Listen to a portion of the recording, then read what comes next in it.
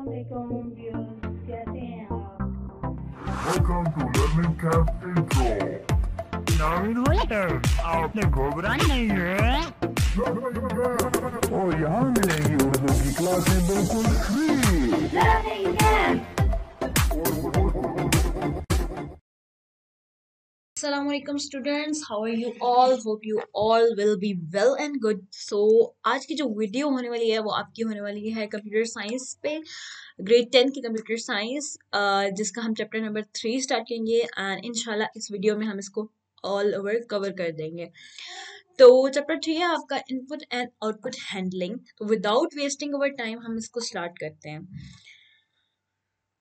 Okay, सबसे पहले हमारा जो टॉपिक है वो इनपुट एंड आउटपुट फंक्शंस क्या होते हैं, हम इसके बारे में पढ़ेंगे। सारे आपकी प्रोग्रामिंग में यूज होने वाली चीजें हैं। तो ये जो चैप्टर नंबर 3 है ये सारा बेसिक है आपकी, बिल्कुल बेसिक आपकी, जो आपने प्रोग्रामिंग को प्रोग्राम लिखते वक्त यूज करनी है वो सारी चीजें इसमें आपको पता चलेंगी। ओके, तो हम स्टार्ट करते हैं। In programming input means to enter or feed data in a computer program. ठीक है, ये आपकी जो है ना डेफिनेशन हो जाती है इनपुट की। ठीक है, क्या है कि to enter or feed data. What do you mean bye inter or feed data? Inter or feed data का मतलब होता है कि आप टाइप करके कोई भी चीज उसमें ऐड करते हो, अपने से लिखते हो, इंटर करते हो टाइप करके, उस चीज को हम इनपुट कहते हैं। मतलब जो चीज हम कंप्यूटर को दे रहे हैं, जो हम उसको बता रहे हैं, फीड कर रहे हैं, मतलब हम उसको दे रहे हैं। ठीक है, और आउटपुट क्या होती है? Output is what the computer produce after processing the data। और जब हम इनपुट दे देते हैं उसके बाद जब प्रोसेसिंग होती है कंप्यूटर में, तो जो आउटपुट आती है, जो स्क्रीन पे आपकी जो भी आपको शो होने लग पड़ता है, वो सारी आउटपुट होती है। आउटपुट के 2 वेज होते हैं, एक या तो वो आपको स्क्रीन पे शो होगी या वो प्रिंट होके आपके पास प्रिंटर के थ्रू आ सकती है किसी पेज पे। ठीक है, इसको हम आगे पढ़ते हैं। इनपुट फंक्शंस क्या है in programming, computer programming? Output means to display information on the screen और प्रिंट, जो मैंने आपको अभी बता दिया। ठीक है, to display information on screen and print on printer. ठीक है, ऑन प्रिंटर, प्रिंटर के थ्रू बेसिकली हम प्रिंट निकालते हैं किसी भी पेज पे, किसी भी कॉपी पे, या इस तरह से। ठीक है, जिसको हम हार्ड कॉपी भी कहते हैं, और स्क्रीन वाले को हम क्या कहते हैं? सॉफ्ट कॉपी कहते हैं। और प्रिंट वाले को क्या कहते हैं? Hard copy. ठीक है, ये भी आपने याद रखना है, वैसे ही है जनरल, इसमें कोई आपका काम नहीं है। ठीक है, ओके, आगे चलते हैं। C language provides different functions to output information on computer screen. ठीक है, तो ये डिफरेंट फंक्शन देती है, आउटपुट के लिए डिफरेंट फंक्शंस यूज होते हैं। ये the most common is print F, और आगे ये जो आपकी ब्रैकेट है, नॉर्मल ब्रैकेट। ठीक है, क्या है कि कहता है कि डिफरेंट फंक्शंस हम यूज करते हैं आउटपुट कमांड के लिए सी लैंग्वेज में, लेकिन जो मोस्ट कॉमन और जो हम यूज करेंगे वो क्या है? Print F function. ठीक है, ये हम यूज करेंगे। अब इसका फंक्शन क्या है ये हम इसको पढ़ते हैं। ठीक है, द प्रिंट एफ फंक्शन, ये बेसिकली ये खुद एक फंक्शन है, और इसका पर्पस क्या है, हम क्यों यूज करते हैं, इसको हम आगे डिस्कस करते हैं। तो the printf function is used to print text, constant, values of variables, expressions on the screen in specified format. What do you mean by that? इसका मतलब है कि जब आप printf command function यूज करते हो तो उसमें क्या होता है, आप या तो अपने टेक्स्ट को प्रिंट कर सकते हो। टेक्स्ट क्या होते हैं? जो भी आपके नंबर्स हैं, लेटर्स हैं, ABCDFG, सेंटेंसेस बना सकते हो। तो वो सारी अगर आप चाहते हो ना कि प्रिंट हो, कि मुझे स्क्रीन पे शो हो कंसोल पे। Console, what do you mean bye console? Console क्या होता है? कंसोल होता है जो आपके पास प्रोग्रामिंग करते हुए, जब प्रोग्राम को जब आप एग्जीक्यूट करते हो, रन करते हो, तो आपके पास एक ब्लैक स्क्रीन आ जाती है। बेसिकली उसी को हम कह रहे हैं कंसोल स्क्रीन। और उसके ऊपर अगर आपने कोई चीज प्रिंट करवानी है, टेक्स्ट प्रिंट करवाना है, मैसेज प्रिंट करवाना है, उसके लिए जो हम कमांड यूज करते हैं वो क्या है? Print F function. ठीक है, टेक्स्ट हो गया। टेक्स्ट के बाद कांस्टेंट क्या होते हैं? आप लोगों ने मैथ्स में पढ़े होंगे, आपको चीजें पता होंगी, इसलिए मैं थोड़ा थोड़ा मतलब जल्दी जल्दी से आपको बताऊंगी। कांस्टेंट क्या होते हैं? कोई भी नंबर 1 2 3 4 5 6, सारे ये जो नंबर्स हैं 1 2 10, सारे 10 से अबव भी हैं, 11 12, जितने भी नंबर्स आप क्या चाहते हैं, तो वो सारे कॉन्स्टेंट्स कहलाते हैं। Against the values of variable, अगर आपने कोई भी वेरिएबल बनाया है, जैसे हम बना रहे होते हैं, पीछे भी हम लोगों ने ट्राई किया था, जैसे हम एल्गोरिथम में बहुत ज्यादा पढ़ रहे थे वेरिएबल्स के बारे में। लेट्स सपोज हमने एक के वेरिएबल ले लिया है। ठीक है, हमने के को इक्वल कर दिया है 1 के, सॉरी, के को हमने इक्वल कर दिया है 1 के, और अगर हम चाह रहे हैं इस के ना प्रिंट हो लेकिन उसकी वैल्यू प्रिंट हो जाए। तो अगर हमने वैल्यू ऑफ वेरिएबल प्रिंट करवाना है उसके लिए हम क्या कमांड देंगे, सिंपल प्रिंट एफ में हम के लिख देंगे, यानी उस वेरिएबल को लिख देंगे तो उसकी वैल्यू प्रिंट होके आ जाएगी। ये हम करेंगे आगे, ये वैसे मैं आपको अभी जनरली जल्दी जल्दी से बता रही हूँ, ये हम आगे जब करेंगे आपको समझ आएगा, ठीक है। मतलब कि हम वैल्यूज को भी प्रिंट करवा सकते हैं वेरिएबल्स की, जरूरी नहीं है कि वेरिएबल पूरा प्रिंट हो, नो, वैल्यूज को अगर प्रिंट करवाना है तो ये भी हम किसके थ्रू कराते हैं, प्रिंट एफ के थ्रू। फिर आगे आ जाते हैं एक्सप्रेशन। एक्सप्रेशन कोई भी हो सकती हैं, जैसे यही एक एक्सप्रेशन है के इक्वल टू 1, एक खुद एक्सप्रेशन है, एक इक्वेशन है बेसिकली, जिसमें इक्वल टू का साइन है तो इक्वेशन होती है, आपको पता होना चाहिए। एक्सप्रेशंस भी यही होती हैं, और बाकी जो है इसी तरह की चीज़ों को आप प्रिंट एफ के थ्रू कर सकते हैं। इवन स्पेशल करेक्टर्स जो आपके होते हैं, जैसे कि ये एट द रेट हो गया, हैश टैग हो गया, इनको भी आप प्रिंट करवा सकते हैं, ठीक है। ओके, आगे चलते हैं। The general syntax of the function is, इसका सिंटेक्स क्या होता है ये आपने याद रखना है, ये हम आगे यूज करेंगे। और हो सकता है आपको पेपर में भी पूछा जाए what is the general syntax of the print function, ठीक है। प्रिंट फंक्शन सिर्फ आपको लिखा जाएगा, पूरा नहीं लिखाएगा, तो आपने खुद लिखना है प्रिंट एफ, और आगे आपने ये ब्रैकेट डालनी है, ब्रैकेट के अंदर क्या है, control string. What do you mean by control string, यानी यहाँ पे आपने अपनी स्ट्रिंग डालनी है। स्ट्रिंग का मतलब यही होता है बिल्कुल टेक्स्ट कांस्टेंट, जो भी आपकी चीजें हैं ना, ये वाली ये जितनी भी चीजें हैं, एक्सप्रेशन भी, ठीक है, ये जितनी भी चीजें हैं ये सारी किस में आती हैं, कंट्रोल स्ट्रिंग में, ठीक है। तो कंट्रोल स्ट्रिंग होता है। फिर उसके बाद एक कोमा डालोगे आप, कोमा डालने के बाद लिस्ट ऑफ आर्ग्यूमेंट्स। आर्ग्यूमेंट्स क्या होते हैं, सिंपल जो वेरिएबल्स आपके होते हैं। लेट्स सपोज आपने कोई भी वेरिएबल बनाया ए, अब आप कहते हो ए के अंदर पूरे जो मैं यहाँ पे कमांड लिखूं, लेट्स सपोज मैंने लिखा द आई लव कंप्यूटर, मैंने लिखा यहाँ पे कंट्रोल स्ट्रिंग में आई लव कंप्यूटर, तो लिस्ट ऑफ आर्ग्यूमेंट्स मैंने लिखा ए, लेट्स सपोज मैंने ए वेरिएबल ले लिया, ठीक है, और यहाँ पे मैंने आई लव कंप्यूटर लिखा, तो वो जितना भी मैंने यहाँ पे टेक्स्ट लिखा होगा ना आई लव कंप्यूटर, तो वो ए में स्टोर हो जाएगा। समझ आ रही है। तो प्रिंट एफ को हम इस तरह से भी यूज करते होते हैं, ये हम आगे करेंगे तो समझ जाएगा। वैसे आप सिंटेक्स अभी याद रख लें, ठीक है। कंट्रोल स्ट्रिंग आता है, comma list of argument, arguments mean, यहाँ पे लिख देती हूँ ये आर्ग्यूमेंट्स का क्या मतलब है।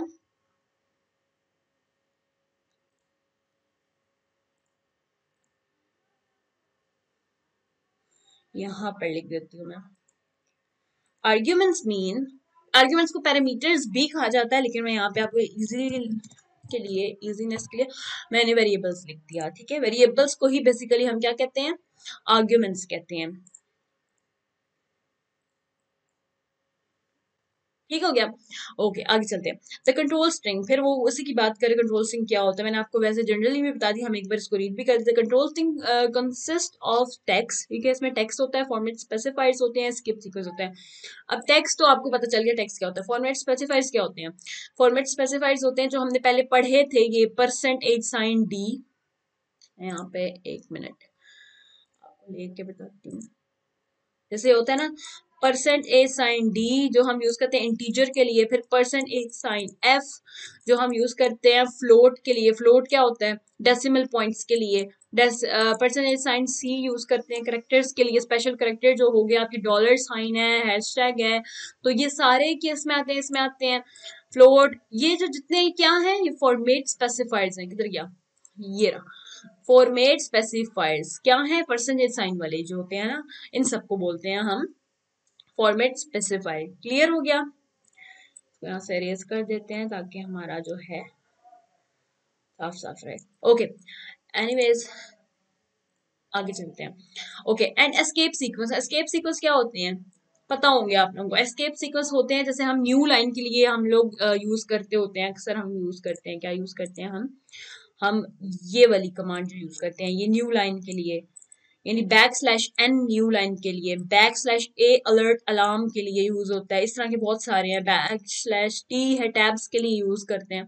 तो ये सारे क्या होते हैं, एस्केप सीक्वेंस होते हैं, ठीक है। इनमें आपको डिफरेंस पता होना चाहिए, हो सकता है डिफरेंस आ जाए, आता नहीं होता, लेकिन फिर भी आपको पता होना चाहिए कि अगर क्वेश्चन आ जाए तो आप इसको लिख सके। फॉर्मेट स्पेसिफायर क्या होते हैं, परसेंटेज साइन वाले, एस्केप सीक्वेंस क्या होते हैं, \n \a t इन सब वाले, ठीक है। ये अक्सर वाइवा में जब आप जाओगे ना, अभी 10 में आई थिंक वाइवा नहीं होता है, लेकिन जब 12 में आप जाओगे तो आपके वाइवा के क्वेश्चन में ऐसे क्वेश्चन बहुत पूछते हैं, ठीक है।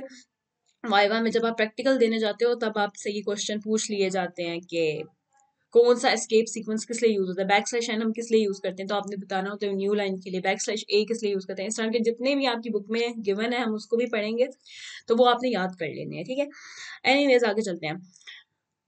Okay, it is written within a double quotes, ठीक है, ये हमेशा डबल कोट्स में लिखी जाती है। Double quotes mean quotation science जो होते हैं ना, ये वाले मैं आपको यहाँ बता देती हूँ, ये वाले कोटेशन साइन जो स्टार्ट में है और ये वाले जो एंड पे आते हैं, तो ये वाले जो कोटेशन साइन होते हैं इनको हम क्या बोलते हैं, डबल कोट्स, ठीक है, इनमें लिखे जाते हैं। टेक्स्ट स्पेसिफाइज जो क्या करता है कि the message that is to be printed, text जो होता है स्पेसिफाई करता है कोई भी मैसेज। टेक्स्ट क्या होता है, मैसेज होता है, नॉर्मल मैसेज जो हमें प्रिंट करना होता है अलॉन्ग विद द वैल्यूज, उसकी वैल्यूज के साथ भी आ सकता है, वैल्यूज के बगैर भी आ सकता है। फॉर्मेट स्पेसिफायर क्या होता है, मैंने ऑलरेडी आपको बता दिया, specifies the format according to which a value is to be printed, ठीक है। ये फॉर्मेट स्पेसिफायर हम क्यों यूज करते थे, ये जो परसेंटेज साइन वाले थे, percentage sign sorry percentage sign d, ठीक है, ये हम क्यों यूज करते थे, ताकि हमारे जो सॉफ्टवेयर है जो जिसमें हम काम कर रहे हैं, सी लैंग्वेज है, उस प्रोग्राम को पता चल जाए कि हम यहाँ पे इंटीजर यूज करने वाले हैं, उसके लिए हम उसको फॉर्मेट बताते हैं। ये फॉर्मेट होते हैं integer, decimal points, character type, ये सारे फॉर्मेट होते हैं। तो फॉर्मेट बताने के लिए किसमें वो प्रिंट होगा, उसके लिए हम यूज करते हैं फॉर्मेट स्पेसिफायर। आगे आ जाता है escape sequence controls the printing on the output, ठीक है। एस्केप सीक्वेंस क्या कंट्रोल करता है, printing on the output device, printing को चेक करता है कि हमने किस तरह से लाना है, क्या वो न्यू लाइन पे आना चाहिए, क्या उसमें इतने टैब्स होने चाहिए। न्यू लाइन के लिए हम ये यूज करते हैं, टैब्स के लिए हम बैकस्लैश t यूज करते हैं। तो ये चीज कौन देखता है, एस्केप सीक्वेंस देखता है, ठीक है। वो क्या करता है, कंट्रोल करता है प्रिंटिंग को कि किस पैटर्न में प्रिंट होना चाहिए, किस तरह से प्रिंट होना चाहिए, क्या मैं उसमें न्यू लाइन डालूं, क्या मैं उसमें टैब्स डालूं, तो इस सब को कौन देखता है, एस्केप सीक्वेंस देखते हैं। एनीवेज आगे चलते हैं। द लिस्ट ऑफ आर्ग्यूमेंट्स क्या है, ये वाला पार्ट हमने कर लिया। क्या था इसमें, टेक्स्ट था, फॉर्मेट स्पेसिफाइड था, एस्केप सीक्वेंस था, उसको आपने अपनी वर्डिंग में, डजंट मीन कि यहाँ से आपने कॉपी पेस्ट करना है, नो, एज इट इज रट्टे मारने की जरूरत नहीं, अपनी वर्डिंग में करो। टेक्स्ट क्या होता है, नॉर्मल मैसेज होता है, उसको एक लाइन में लिख दो, message, normal message we have to print. Format specifier क्या होता है, फॉर्मेट बताता है, वो लिख दो। एस्केप सीक्वेंस क्या होता है, आपको प्रिंटिंग के जो है कंट्रोल करता है प्रिंटिंग को, ऑलराइट। तो द लिस्ट ऑफ आर्ग्यूमेंट्स क्या होते हैं, ये कंसिस्ट करते हैं of a list of variables, constant and arithmetic expression separated by commas whose values are to be printed, ठीक है। अब यहाँ पे क्या आता है, लिस्ट ऑफ आर्ग्यूमेंट में आपके वेरिएबल्स आ जाते हैं, ठीक है, कांस्टेंट्स आ जाते हैं, अरिथमेटिक एक्सप्रेशंस भी आ जाती है। ये जब हम यूज करेंगे ना तब आपको ये चीजें पता चलेंगी किस तरह से होता है, ठीक है। ये आगे आपके चैप्टर में जब आप आओगे तब आपको पता चलेगा। और सेपरेटेड बाय कोमास, कोमास के साथ हमें यहाँ पे सेपरेट करके लिखते होते हैं, हुज वैल्यूज आर, जिनकी वैल्यूज हमने प्रिंट करनी होती है। मैंने आपको बताया था ना, जैसे k इक्वल टू 1 है, ठीक है, तो अगर हमने k की सिर्फ वैल्यू प्रिंट करनी है तो यहाँ हम k लिखेंगे, लेकिन वो किस तरह से लिखते हैं वो हम आगे पढ़ेंगे तो आपको समझ आ जाएगा, ठीक है। आगे चलते हैं, ठीक है। The values are printed according to the corresponding format specified, ठीक है। Corresponding, what do you mean by corresponding, यानी एक ही सीक्वेंस में आता है, जो आप फर्स्ट पे दोगे ना वो उसी तरह से आएगा। जैसे फर्स्ट पे हम लोगों ने ये परसेंटेज साइन d डाला, लेट्स सपोज हमने परसेंटेज साइन d डाला और कोमा डाल के हमने लिख दिया, कोमा डाला, फिर हमने परसेंटेज साइन f डाला और हमने फिर कोमा डाल के लिखा a, कोमा डाल के लिखा b, और यहाँ पे हमारा जो है ये क्लोज हो गया, ठीक है। हमेशा ब्रैकेट में लिखते हैं और यहाँ पे लेट्स सपोज हमने प्रिंट f लिख दिया, मतलब पूरी कमांड इस तरह हमने बना दी। और इससे क्या होगा, जो भी a की वैल्यू होगी वो इंटीजर को पकड़ेगा, ठीक है, और जो भी b की वैल्यू होगी वो फ्लोट यानी डेसिमल को पकड़ेगा, ठीक है।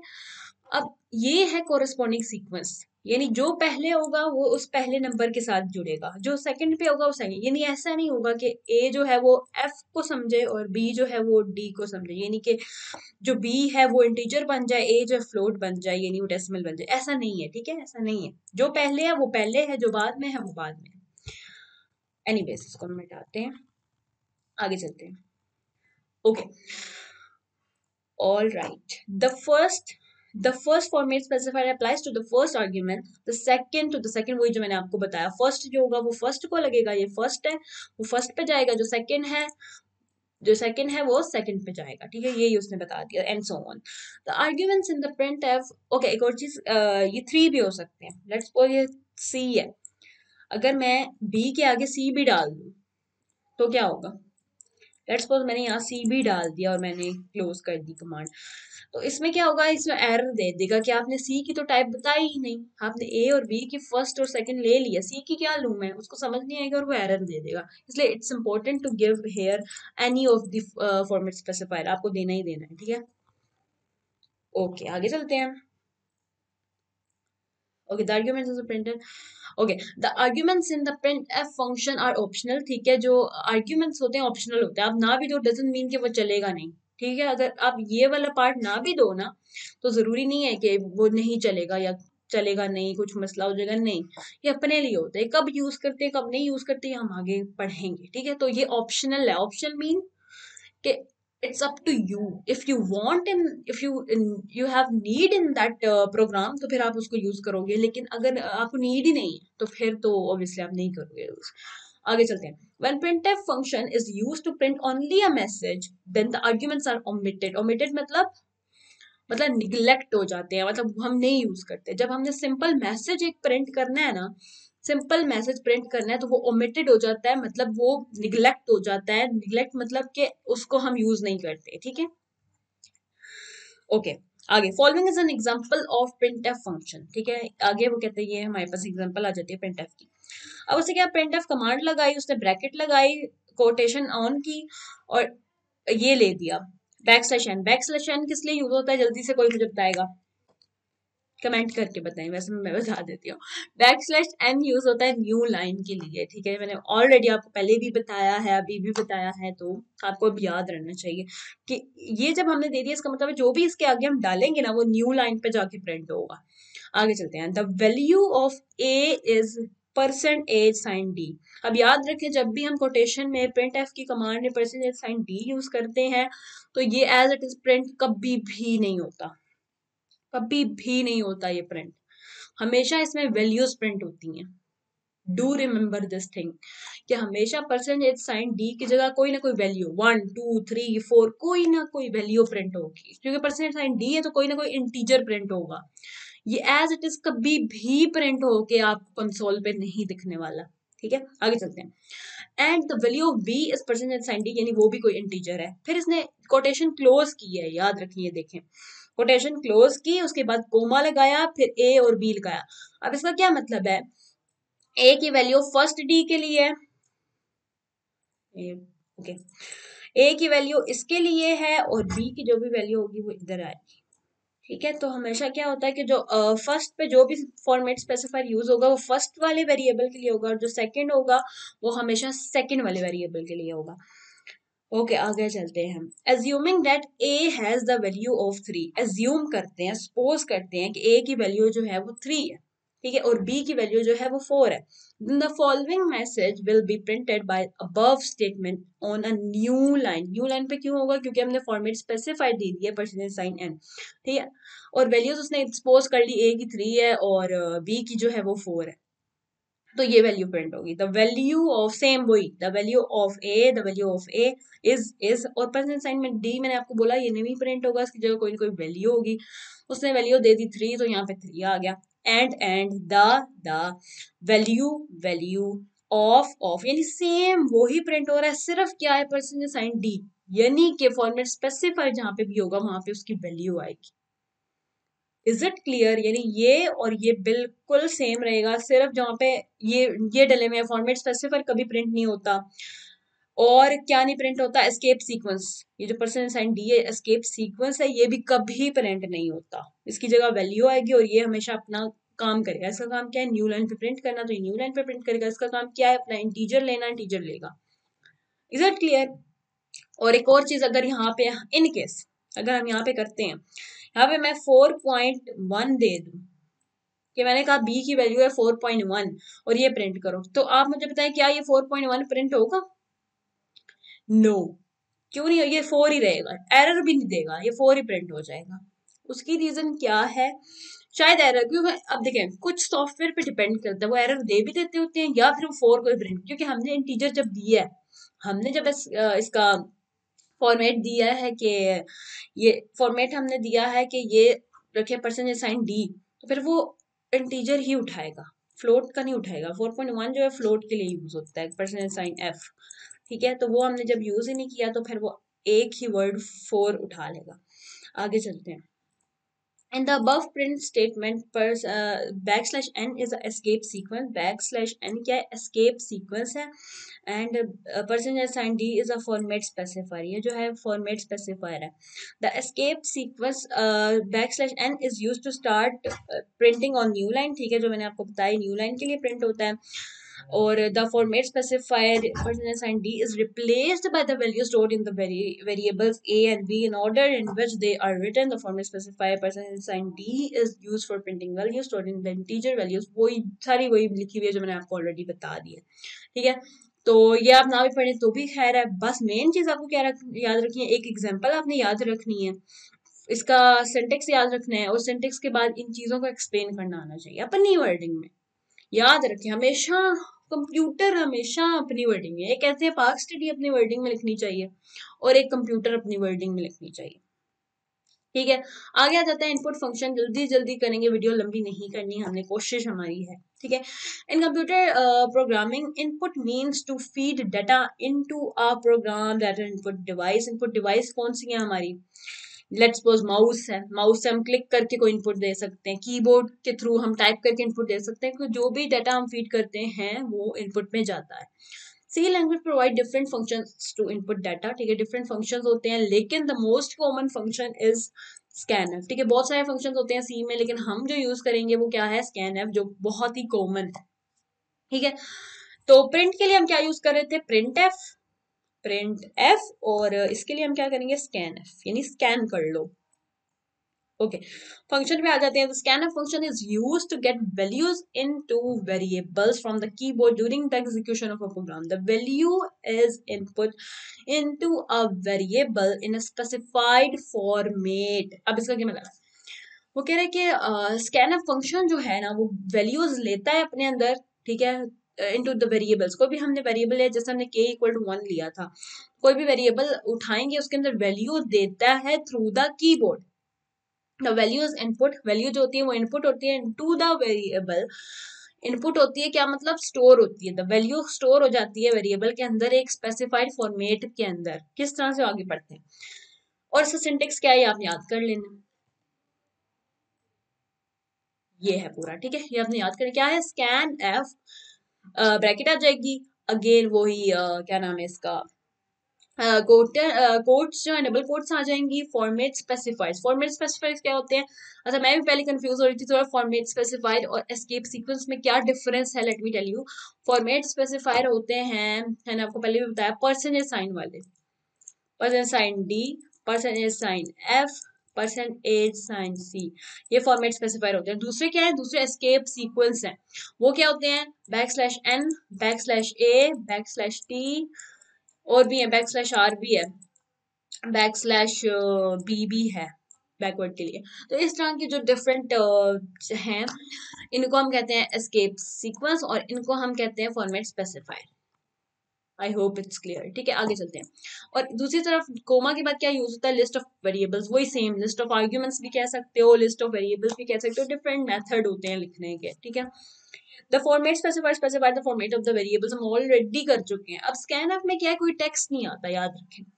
स्कैनफ में कभी भी आप कोई लंबे लंबे टेक्स्ट नहीं लिखते। ये सिर्फ क्या होता है, हमने कंप्यूटर से इनपुट लेनी है यूजर से। बेसिकली जब हम प्रोग्राम बना रहे होते हैं, जब हम कहते हैं यूजर को एंटर अ नंबर, उसके लिए जब वो नंबर एंटर करता है किसी भी वेरिएबल में स्टोर करवाने के लिए, हम ये कमांड यूज करते हैं। किस तरह करेंगे वो हम आगे भी करेंगे, तो तब समझ आएगा अच्छे से।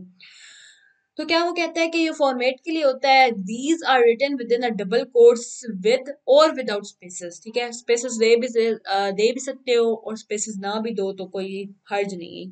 स्पेस किस चीज में? कि आपने परसेंटेज साइन डी लिखा तो स्पेस दे के परसेंटेज साइन एफ भी लिख सकते हो, साथ भी लिख सकते हो, कोई इसमें मसला नहीं है।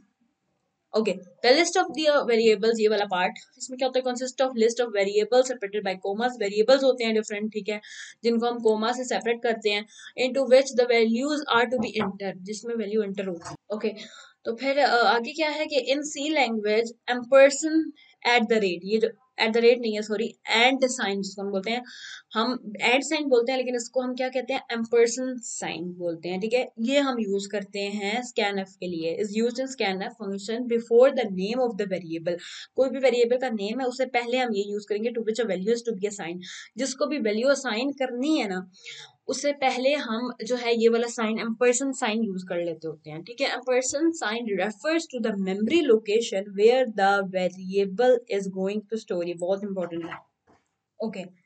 तो एम्पर्सन साइन जो है ना ये रेफर करता है कि कौन सी मेमोरी लोकेशन में, यानी आपको पता है ना डिफरेंट लोकेशंस होती हैं हमारे कंप्यूटर में, मेमोरी में, तो डिफरेंट टाइप की जो लोकेशंस होती हैं उन पे ये काम करता है। Like for example to input values into two integer variables a and b, ठीक है। The scanf function is written as, इस तरह से उसको लिखा जाएगा, ठीक है। किस तरह से हम इस पे बात करते हैं, तो वो जो मेमोरी लोकेशन होती है वहां पे जाके कोई भी आप चीज लिखते हो, टाइप करते हो, वो सारी कहाँ स्टोर होती है, मेमोरी लोकेशन में स्टोर होती है। For example to input values into two integer variables a and b, the scanf function is written as, इस तरह से हम लिखा जाएगा क्या, अगर हमने टू इंटीजर वेरिएबल्स लिए a और b, ठीक है, a और b टू इंटीजर हमने लिए, तो उसको किस तरह से हम लिखेंगे, इस तरह से परसेंट साइन d और फिर ampersand sign a ampersand b, इस तरीके से हम इसको लिखेंगे। Here the format specified percentage sign d is used twice in control string, ये control string पार्ट था ना कोमा से पहले का, scanf का ये जो पार्ट है कंट्रोल स्ट्रिंग पार्ट है। प्रिंट एफ का बेसिकली कंट्रोल स्ट्रिंग है, इसका भी कंट्रोल स्ट्रिंग ही है जहाँ पे हम फॉर्मेट स्पेसिफाई डालते होते हैं, ठीक है। तो for the variables a and b, इसके लिए हमने 2 बार यूज किया, ट्वाइस हमने इंटीजर यूज किया ताकि उससे पता चल जाए कि जो a है वो भी इंटीजर है, जो b है वो भी इंटीजर है। अगर हम इधर सिर्फ हम डाल देंगे परसेंट साइन डी और हम ए और बी दोनों लिखेंगे तो एरर देगा कि भाई ए का तो मुझे मिल गया, बी का क्या है, बी इंटीजर है, फ्लोट है, क्या है। तो हमें जितने वेरिएबल्स हों उतने फॉर्मेट स्पेसिफाई लेने पड़ते हैं। 2 वेरिएबल्स हैं ए और बी, तो हमें 2 फॉर्मेट स्पेसिफाई लेने हैं इंटीजर के, ठीक है।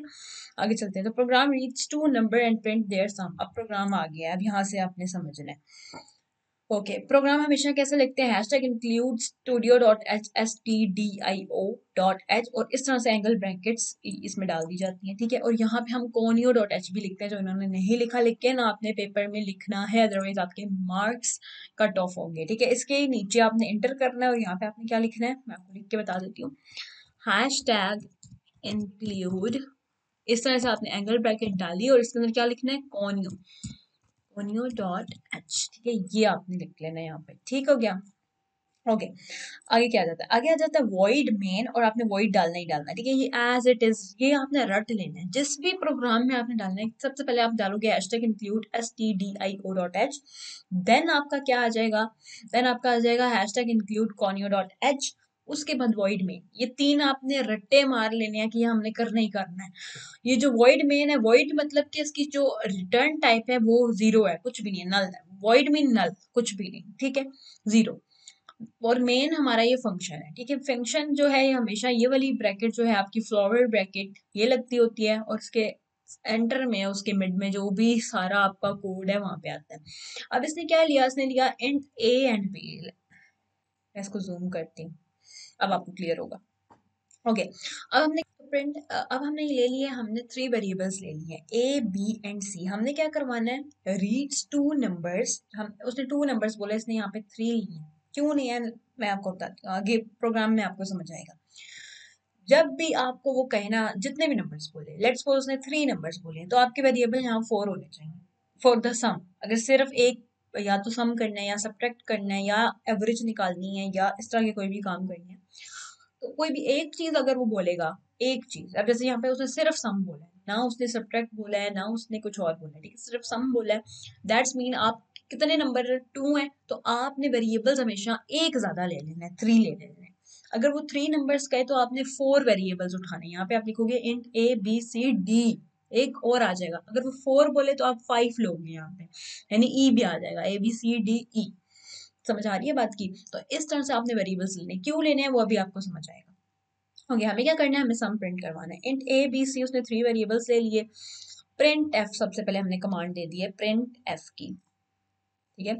Print F enter the first number, ठीक है, इंटर कर दो फर्स्ट नंबर। ये कौन इंटर करेगा? जो भी यूजर होगा, जो भी इस प्रोग्राम को यूज करने वाला होगा, वो अपना नंबर कोई भी दे देगा, रैंडम नंबर दे देगा। जब ये प्रोग्राम रन होगा ना, तो वो आपसे पूछेगा इंटर द फर्स्ट नंबर, आपने इंटर करना है फर्स्ट नंबर। इस तरह से है, ठीक है। प्रिंट एफ में क्या लिखा है? Enter the first number. देख लें किस तरह से लिखा है, डबल कोट्स ऑन की, ये double quotes. Let me change the colour ताकि आपको क्लियर समझ, ब्लू लेते हैं, ओके। तो ये जो है, ये देखें डबल कोट्स आ गई, ठीक है, ये और ये, ठीक है। और इसने कॉलन डाल दी। कॉलन डालना जरूरी नहीं है, या आपके अपने लिए होता है कि आपने अच्छा देखने के लिए, अच्छा दिखे पैटर्न, इसीलिए उसने कॉलन डाल दी। कॉलन के बाद जो भी नंबर हो वहां पे जाए, ठीक है। तो एंटर द फर्स्ट नंबर उसने लिखा, आगे सेमी कॉलन हमेशा लगाना है, सेमी कॉलन नहीं लगाएंगे तो एरर देगा, और अगर आप पेपर में भी नहीं डालेंगे तो वो आपके नंबर काटेगा। ये हर चीज का आपने ख्याल रखना है, ठीक है। अगर आप डबल कोट्स नहीं डालेंगे तो भी नंबर काटेंगे, नंबर भी कटेंगे, और अगर प्रोग्राम रन करेंगे तो एरर देगा, ठीक है। तो इन चीजों का खास ख्याल रखा जाता है, ओके। आगे आ जाता है प्रिंट एफ आ गया। अब हर प्रिंट एफ के साथ अगर आप इनपुट ले रहे हो, यूजर से ले रहे हो मतलब आप इंटर करवा रहे हो, आप यूजर को बोल रहे हो इंटर करो नंबर, इंटर करो ये, इंटर करो वो, तो उसके साथ हमेशा स्कैन एफ आएगा ही आएगा। Do remember, her print F command के साथ स्कैन एफ आएगा, हर उस प्रिंट एफ कमांड के साथ स्कैन एफ आएगा जहां पे हम इनपुट ले रहे हैं। यहाँ पे हम क्या कर रहे हैं? इनपुट ले रहे हैं। किससे ले रहे हैं? यूजर से ले रहे हैं। यूजर इनपुट इंटर करेगा, यूजर इंटर करेगा, और वो किस में स्टोर होगी? स्कैनफ के थ्रू स्टोर होगी, किसी वेरिएबल में। हमेशा आपने यूजर से जो भी चीज लेनी है उसको किसी ना किसी वेरिएबल में स्टोर करवा देना है, ओके। किसी ना किसी वेरिएबल में स्टोर करवा दिया जाता है, वेरिएबल में, ठीक है। कोई भी चीज आप ले रहे हो उसको किसी ना किसी वेरिएबल में स्टोर करवा लिया जाता है, वो चीज जो हम यूजर से ले रहे हैं। Do remember. तो अब हम क्या करें? Enter the first number. अब वो इंटर करेगा, वो स्कैनफ के थ्रू एक वेरिएबल ए में, जो हमने यहाँ पे लिया था ना ए, उसके अंदर स्टोर हो जाएगा। किस तरह से होगा, कैसे लगाएंगे? अब ये देखें, हमने सबसे पहले ली ब्रैकेट ऑन की, फिर हमने वो लगाया डबल कोट्स के लिए, हमने डबल कोट्स ऑन की, फिर परसेंटेज साइन डी। क्यों परसेंटेज साइन डी किस लिए यूज होता है? For the integers. इंटीजर्स के लिए हम यूज करते हैं किसको? परसेंटेज साइन डी को। यानी हमारा जो ए है वो इंटीजर है, और यूजर जो भी इंटीजर पुट करेगा, यानी 2 पुट करता है, लेट्स सपोज हमने सपोज किया कि उसने 2 एंटर किया, तो इसके थ्रू इंटीजर बन के स्टोर होगा किसमें? ए में। ए में कैसे? ये क्या साइन है? ये शायद आपको यहाँ पे क्लियर ना हो रहा हो, ये एम्परसेंड साइन है जो हमने पीछे पढ़ा था ना, ये वाला साइन, ये साइन है वो, ठीक है। तो ये वाला साइन किस लिए हम यूज कर रहे हैं? कि मेमोरी लोकेशन मिल जाए ए लेटर को, ए को मिल जाए, ए वेरिएबल है हमारा, ठीक है। वेरिएबल को मेमोरी लोकेशन दे दो एक इंटीजर डाटा टाइप स्टोर करवाने के लिए, ठीक है। ये बात समझने वाली थी, और इसमें कुछ भी नहीं है, ठीक है। क्या लिया हमने? Enter the first number. कोई भी एक नंबर यूजर इंटर करेगा। अब एक नंबर का मतलब ये नहीं है कि वो 1 to 9 ही लेगा या 0 to 9 ही लेगा, नो।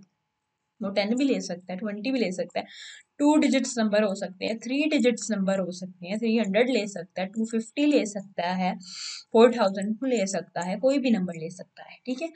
एक इंटीजर का मतलब हरगिज ये नहीं है कि वो 1 2 3 यानी 0 to 9 लेगा, नो, ठीक है। तो इस चीज में भी कंफ्यूज आपने नहीं होना है, वो उससे ज्यादा भी ले सकता है, ओके। ये हो गया। तो उसने ए में स्टोर करवा दिया। किस तरह से करवाया, इस चीज को आपने हमेशा याद रखना। लेट्स सपोज अगर मैं कहूँ वो इंटीजर नहीं, इंटीजर नहीं, बल्कि यहाँ पे उसने हमें नहीं बोला हुआ, रीड्स टू नंबर्स बोला हुआ है। अब वो नंबर्स कोई भी हो सकते हैं, वो फ्लोट भी हो सकते हैं और वो इंटीजर भी हो सकते हैं। यहाँ पे उसने इंटीजर ले लिया, हम एफ ले लेते हैं।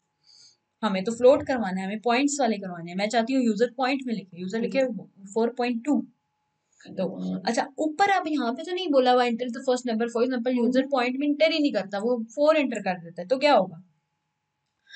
तो भी वो प्रिंट हो जाएगा, लेकिन किस तरह से होगा? उसमें लिखा आएगा 4.0, यानी जो वैल्यू ए में जाएगी वो पॉइंट में ही जाएगी, क्योंकि हमने यहाँ पे एफ दिया है, हमने यहाँ पे दिया है परसेंटेज साइन एफ, जिसका मतलब है फ्लोट, जिसका मतलब है डेसिमल। तो डेसिमल में ही वो लेगा, बेशक यूजर 4 एंटर करे, वो 0.0 आगे लगाएगा ही। 0.0 आपको पता है ना, इसका कोई मायने नहीं होता, इसका मतलब यही होता है कि ये 4 ही है, ठीक है। 4.0 मीन 4, ठीक है, राउंड ऑफ करो तो 4 ही आता है। तो इसमें भी कंफ्यूजन की आपको बात नजर नहीं आनी चाहिए, ठीक है। इसमें एरर नहीं देगा वो, ठीक है, एरर नहीं देगा, लेकिन वो 4.0 लिख देगा आगे, जब वो आउटपुट में आएगा ना तो 4.0 आएगा। क्लियर हो गया? ओके, आगे चलते हैं। तो हम डी के साथ फिलहाल चल रहे हैं, टीचर के साथ तो उधर चलते रहते हैं। अब सेकंड ये हो गया फर्स्ट के लिए, ये किसके लिए था? ये जो फर्स्ट टू कमांड्स थी ये था ए के लिए। अब हमारी है बी के लिए ये टू कमांड्स, ठीक है। तो प्रिंट एफ हमने लगाया, एंटर द सेकंड नंबर। अब यूजर सेकंड नंबर एंटर करेगा, फॉर एग्जांपल वो 2 एंटर करता है, फिर स्कैन एफ में वो स्टोर हो जाएगा। जैसे परसेंटेज साइन डी डाला उसने, जो इंटीजर को रिप्रेजेंट करता है, और बी की जो भी वैल्यू होगी वो उसके थ्रू इसमें स्टोर हो जाएगी। उसके बाद हमने यहाँ पे दे दिया अपना फॉर्मूला। अब ये जो सी हमने ऊपर लिया था, यहाँ पे ये सी हमने क्यों लिया था? ताकि हम इसके अंदर फॉर्मूला दे सकें। फॉर्मूला देने के लिए हमने ये सी लिया था। अब आपको समझ आएगी ये हमने 3 वेरिएबल्स क्यों लिए थे। 1 2 3 वेरिएबल्स क्यों लिए थे? ताकि हमारा जो ये थर्ड वाला वेरिएबल है वो इसके अंदर हम लोग इसकी जो है एडिशन करवा सके। एडिशन एक फॉर्मूला ही है ना, मतलब अ टाइप ऑफ फॉर्मूला है। फॉर्मूला कह नहीं सकते, लेकिन अ टाइप ऑफ फॉर्मूला है कि आपने इन दोनों की एडिशन को, यानी ये ऐड होकर किस चीज में स्टोर होना चाहिए, ऐड होके इसने क्या करना है, किसी चीज में स्टोर होगा तब हमें आउटपुट मिलेगी। कभी भी आप इसके बगैर आउटपुट नहीं करवा सकते। जब तक आप थर्ड वेरिएबल नहीं लोगे ना, आउटपुट हो ही नहीं सकती। वो हमेशा आउटपुट होगी, लेकिन वो बैकग्राउंड में रहेगी, स्क्रीन पे शो नहीं होगी, ठीक है। इसलिए वेरिएबल लेना जरूरी है। एक वेरिएबल लिया, उसके अंदर हमने दोनों को ऐड करवा दिया। सेमीकोलन हमेशा हर कमांड के एंड पे लगता ही लगता है। फिर प्रिंट एफ आ गया। फिर हमने क्या लिखा? The sum is percentage sign d. आप सिंपल लिख दो सम इज, या सम इक्वल टू लिख दो। ये अपने पे होता है कि आप किस तरह से अपना जो है प्रोग्राम शो कर रहे हो। तो यूजर को लिखा आएगा द सम इज, यहाँ पर सी की जो भी वैल्यू आएगी वो इसमें ऐड हो जाएगी, ठीक है। सी की जो भी वैल्यू होगी वो इंटीजर बनकर इसमें आ जाएगी। सम में फॉर एग्जांपल यूजर ने एंटर की थी ए की वैल्यू 4, बी की थी 2, 4 + 2 6, तो सी में आ जाएगा 6, तो यहाँ आएगा द सम इज 6। मैंने आपको बताया था परसेंटेज साइन डी कभी भी प्रिंट नहीं होता, उसकी वैल्यू प्रिंट होती है। ठीक हो गया, छोटा सा प्रोग्राम था, सिंपल एंड इजी। सिंपल आपको क्या याद रखना है? Hashtag include studio.h conio.h void main, उसके बाद सिंपल आपकी बॉडी आ जाएगी। मेन बॉडी में, मेन फंक्शन की बॉडी में इंटीजर int आपको पता है इंटीजर को रिप्रेजेंट करता है, ठीक है। फ्लोट लेना है तो float फ्लोट लिखना पड़ेगा। हमें इंटीजर चाहिए थे इसलिए हमने इंटीजर ले लिया। अच्छा, एक और चीज, अगर यहाँ पे आप इंटीजर लिख रहे हो और यहाँ आप वो ले रहे हो, f ले रहे हो, तो एरर देगा, क्योंकि वो कहेगा कि ये तो मतलब ये जो वेरिएबल है ये रिप्रेजेंट आप गलत कर रहे हो, एफ क्यों डाल रहे हो, डी डालो। जब ऊपर इंटीजर लिया तो यहाँ पे डी लो, परसेंटेज साइन डी होता है ना इंटीजर के लिए, तो इसलिए वो बोलेगा, वो एरर देगा इस चीज का। तो इस चीज का खास ख्याल रखना, आपने जो ऊपर ले रहे हो उसी को नीचे, उसका ही फॉर्मेट आपने नीचे यूज करना है। क्या करना है? जो ऊपर ले रहे हो, जैसे यहाँ इंटीजर ले रहे हो तो इंटीजर का ही फॉर्मेट स्पेसिफायर यूज करोगे। अगर फ्लोट ले रहे हो तो फ्लोट का ही format specifier percentage f use करोगे, ठीक है। बहुत इजी प्रोग्राम है, कोई इसमें मुश्किल थी ही नहीं, ठीक है। Practice make the man perfect, इसलिए प्रैक्टिस करें।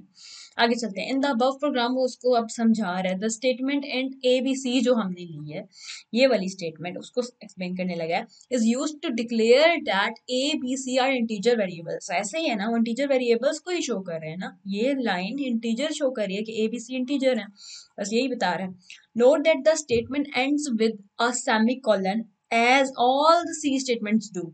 क्या मतलब है? कि सारी जो स्टेटमेंट हैं वो सेमीकोलन के साथ एंड होती हैं। सिमिलरली ये स्टेटमेंट भी सेमीकोलन के साथ एंड हो रही है। ये नोट करने वाली चीज है, इसलिए वो बोल रहे हैं नोट करो। The statement print f enter the first number, ये पूरी स्टेटमेंट जो ऊपर लिखी हुई है, prompts the user for the first number. ये प्रॉम्प्ट करे यूजर को। प्रॉम्प्ट का क्या मतलब है? कि यूजर के सामने आ जाएगा लिखा हुआ और यूजर को बोलेगा कि पहला नंबर एंटर करो। द स्टेटमेंट, फिर स्कैन एफ की जो स्टेटमेंट है ये वाली, reads the value for the variable A, वो वैल्यू को रीड करेगा जो भी यूजर एंटर करेगा। लेट्स सपोज हमने 4 लिया था तो 4 को वो फॉर एग्जांपल रीड करेगा और ए में स्टोर करवा देगा and store it in the computer memory. In this statement, percentage sign D format specifies it an integer is to be input, ठीक है। और ये वाला जो फॉर्मेट, ये वाला जो फॉर्मेट स्पेसिफायर है वो कहता है, ये बोल रहा है कि इंटीजर को जो है वो इनपुट होनी है चाहिए, ठीक है। इसकी इनपुट करवानी है हमने इंटीजर फॉर्म में, यानी ए की जो इनपुट होनी चाहिए वो इंटीजर फॉर्म में होनी चाहिए, ये हम उसको बता रहे हैं। The next two statement prompt the user to input the second number. कौन सी नेक्स्ट स्टेटमेंट? ये वाली, ये print f enter the second number, scan f, ये वाली, ये इनकी बात कर रहा है कि जो नेक्स्ट वाली स्टेटमेंट है, the next two statement prompt the user to input the second number and store it into the variable named b। b में store कर दो the expression this, ये जो expression use कर रहे हैं calculate कर रही है the sum of values stored in variable a and b and stored it into the c। और क्या करो, इन दोनों को add करो, sum perform करो, calculate करो और store कर दो इसको variable c में। the last statement prints the sum on the screen। और last statement क्या कर रही है, ये वाली last, ये print कर रही है सिंपल, ठीक है, आंसर को। अब देखिए किस तरह से आया, enter the first number, same उसी तरह से लिखा आया, कॉलन भी लिखा हुआ आया और हमने इसने एंटर किया 5, ठीक है। Enter the second number, user ने एंटर कर दिया 8, ठीक है, ये इंटर कर रहे हैं हम नंबर, ये 5 पहले एंटर किया फिर 8 एंटर किया। द सम इज 13, इन दोनों को ऐड करके वो बता देगा 13। अब देखिए प्रिंट सिर्फ वही चीजें हो रही है जिनके साथ हमने प्रिंट एफ कमांड लगाई हुई है, ठीक है। 3 प्रिंट एफ कमांड हमने दी है यहाँ पे, एक ये 1 नंबर 1, कलर चेंज करती है ताकि आपको पता चले, ग्रीन रख लेते हैं, ओके। तो ये नंबर 1, ठीक है, ये नंबर 2 और ये नंबर 3, 3 कमांड्स यूज की थी तो 3 स्टेटमेंट ही प्रिंट हुई हैं, देख लें, ये 1, ये 2 और ये 3। इतना इजी प्रोग्राम है, ठीक है। इसको आप एक बार दोबारा खुद से भी चेक कर लें, वीडियो बैक करके आप इसको और ज्यादा जो है इसकी प्रैक्टिस कर सकते हैं इसको पढ़ के, ठीक है। आगे चलते हैं, स्टेटमेंट टर्मिनेटर क्या होता है? स्टेटमेंट टर्मिनेटर सेमीकोलन को कहते हैं, ये चीज आपने माइंड में रखनी है। इसका काम क्या होता है, बस आपने सिंपल वो लिखना है यहाँ पे, स्टेटमेंट टर्मिनेटर। टर्मिनेट मतलब टर्मिनेट कर देना, स्टॉप कर देना हर चीज को, मतलब स्टेटमेंट मतलब के एक टर्म को, स्टेटमेंट मतलब टर्म, टर्मिनेटर मतलब टू बी स्टॉप, स्टॉप कर देना, बंद कर देना, कहते हैं ना टर्मिनेट कर दो इसको, यानी बंद करो इसे, या इस तरह के जो वर्ड्स यूज। तो टर्मिनेटर मतलब जो स्टॉप करता है, एक स्टेटमेंट अगर खत्म हो जाती है उसके आगे सेमीकोलन लगा दिया जाता है कि यहाँ पे इसका काम खत्म हो चुका है, इसलिए सेमीकोलन लग जाता होता है, ठीक है। आगे चलते हैं, semicolon is entered at the end of statement in C language. किसी भी मतलब सी लैंग्वेज की कोई भी स्टेटमेंट है ना, तो सेमीकोलन हमेशा उसके एंड पे ही आता है। It indicates the compiler that the statement ends here. वो कंपाइलर, क्योंकि आपका जो कंपाइलर होता है वही रन करता है ना, एग्जीक्यूट कौन कर रहा होता है, बेसिकली पीछे कंपाइलर लगा होता है। कंपाइलर क्या काम करता है, आपने पढ़ा होगा पीछे, कंपाइलर का काम ये होता है, थ्योरी जो है ना आपकी पीछे आपके चैप्टर नंबर 2 में आई थिंक है वो, तो उसके स्टार्ट में कंपाइलर, इंटरप्रेटर, इन सब का काम है। तो कंपाइलर क्या करता है, कंपाइलर पूरे के पूरे प्रोग्राम को वो अपने जो है ना पूरे के पूरे प्रोग्राम को पीछे बाइनरी में करता है, मशीन लैंग्वेज में चेंज करके, फिर उसको हाई लेवल लैंग्वेज में कन्वर्ट करके हमें दिखाता है, ये कंपाइलर करता है, ये कंपाइलर का काम। इंटरप्रेटर क्या करता है, वो 1 बाय 1 लाइन को करता है, पहले एक लाइन पढ़ेगा, एक स्टेटमेंट पढ़ेगा और वो उसको पहले पीछे मशीन लेवल लैंग्वेज में चेंज करेगा, फिर हाई लेवल में चेंज करेगा। यानी कंपाइलर और इंटरप्रेटर बेसिकली करते क्या है, हाई लेवल लैंग्वेज को पकड़ते हैं, यानी हम जो लिखते हैं इंग्लिश में, जो भी हम चीजें लिखते हैं, जो हमने ये स्टेटमेंट्स दी हैं, ये सारी इंग्लिश में दी है ना, इनको हम कहते हैं हाई लेवल लैंग्वेज, ठीक है। ये हाई लेवल लैंग्वेज होती है और ये मशीन लेवल लैंग्वेज में कंपाइलर के थ्रू, इसी प्रोग्राम में पीछे सब कंपाइलर शिपाइलर लगे हुए होते हैं। कंपाइलर क्या करता है, इसको अपनी लैंग्वेज में यानी बाइनरी जीरो वंस में करता है, फिर उसको अगेन कन्वर्ट करता है, ठीक है, अगेन कन्वर्ट करता है हाई लेवल लैंग्वेज में और हमें इस तरह की इनपुट आउटपुट देता है। ये दोबारा हाई लेवल लैंग्वेज में कन्वर्ट करता है बाइनरी में, लेकिन ये सारा पीछे बैकग्राउंड में जो भी चीजें होती हैं कंपाइलर कर रहा होता है और वो बाइनरी में हो रही होती हैं, ठीक है। इस चीज को समझने वाली बात, it indicates the compiler that the statement ends here, ठीक है, कंपाइलर को बताता है कि स्टेटमेंट जो है ये खत्म हो गई है यहाँ पे, अब इसका काम खत्म हो गया। If a statement is not terminated with the semicolon, अगर स्टेटमेंट को टर्मिनेट नहीं किया जाएगा सेमीकोलन से, C compiler will give an error message. C compiler जो होगा वो आपको एक एरर दे देगा, एक एरर का मैसेज दे देगा ड्यूरिंग कंपाइलेशन। कंपाइलेशन मतलब एग्जीक्यूशन, अगर आपको नहीं पता मीनिंग तो आप एग्जीक्यूशन भी लिख सकते हैं, बाय या तो वो रन कर रहा होता है या एग्जीक्यूट, ठीक है। इसका मतलब क्या होता है, एग्जीक्यूट करना, रन करना।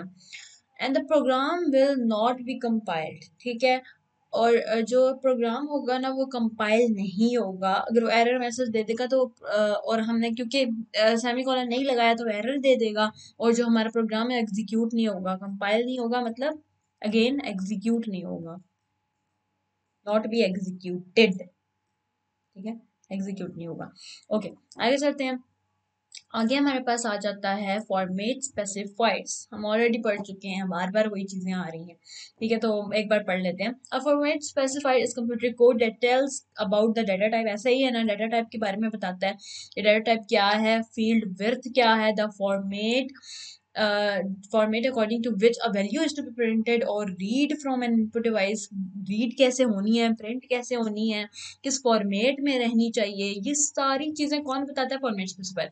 अच्छा, अब आप कंफ्यूज हो जाएंगे यहाँ पे फील्ड विड्थ के नाम से। मैं बताती हूँ फील्ड विड्थ यहाँ पे क्या चीज है, जब आगे पढ़ोगे तब काम आएंगे, वैसे इसमें जरूरत नहीं है लेकिन मैं वैसे बता देती हूँ।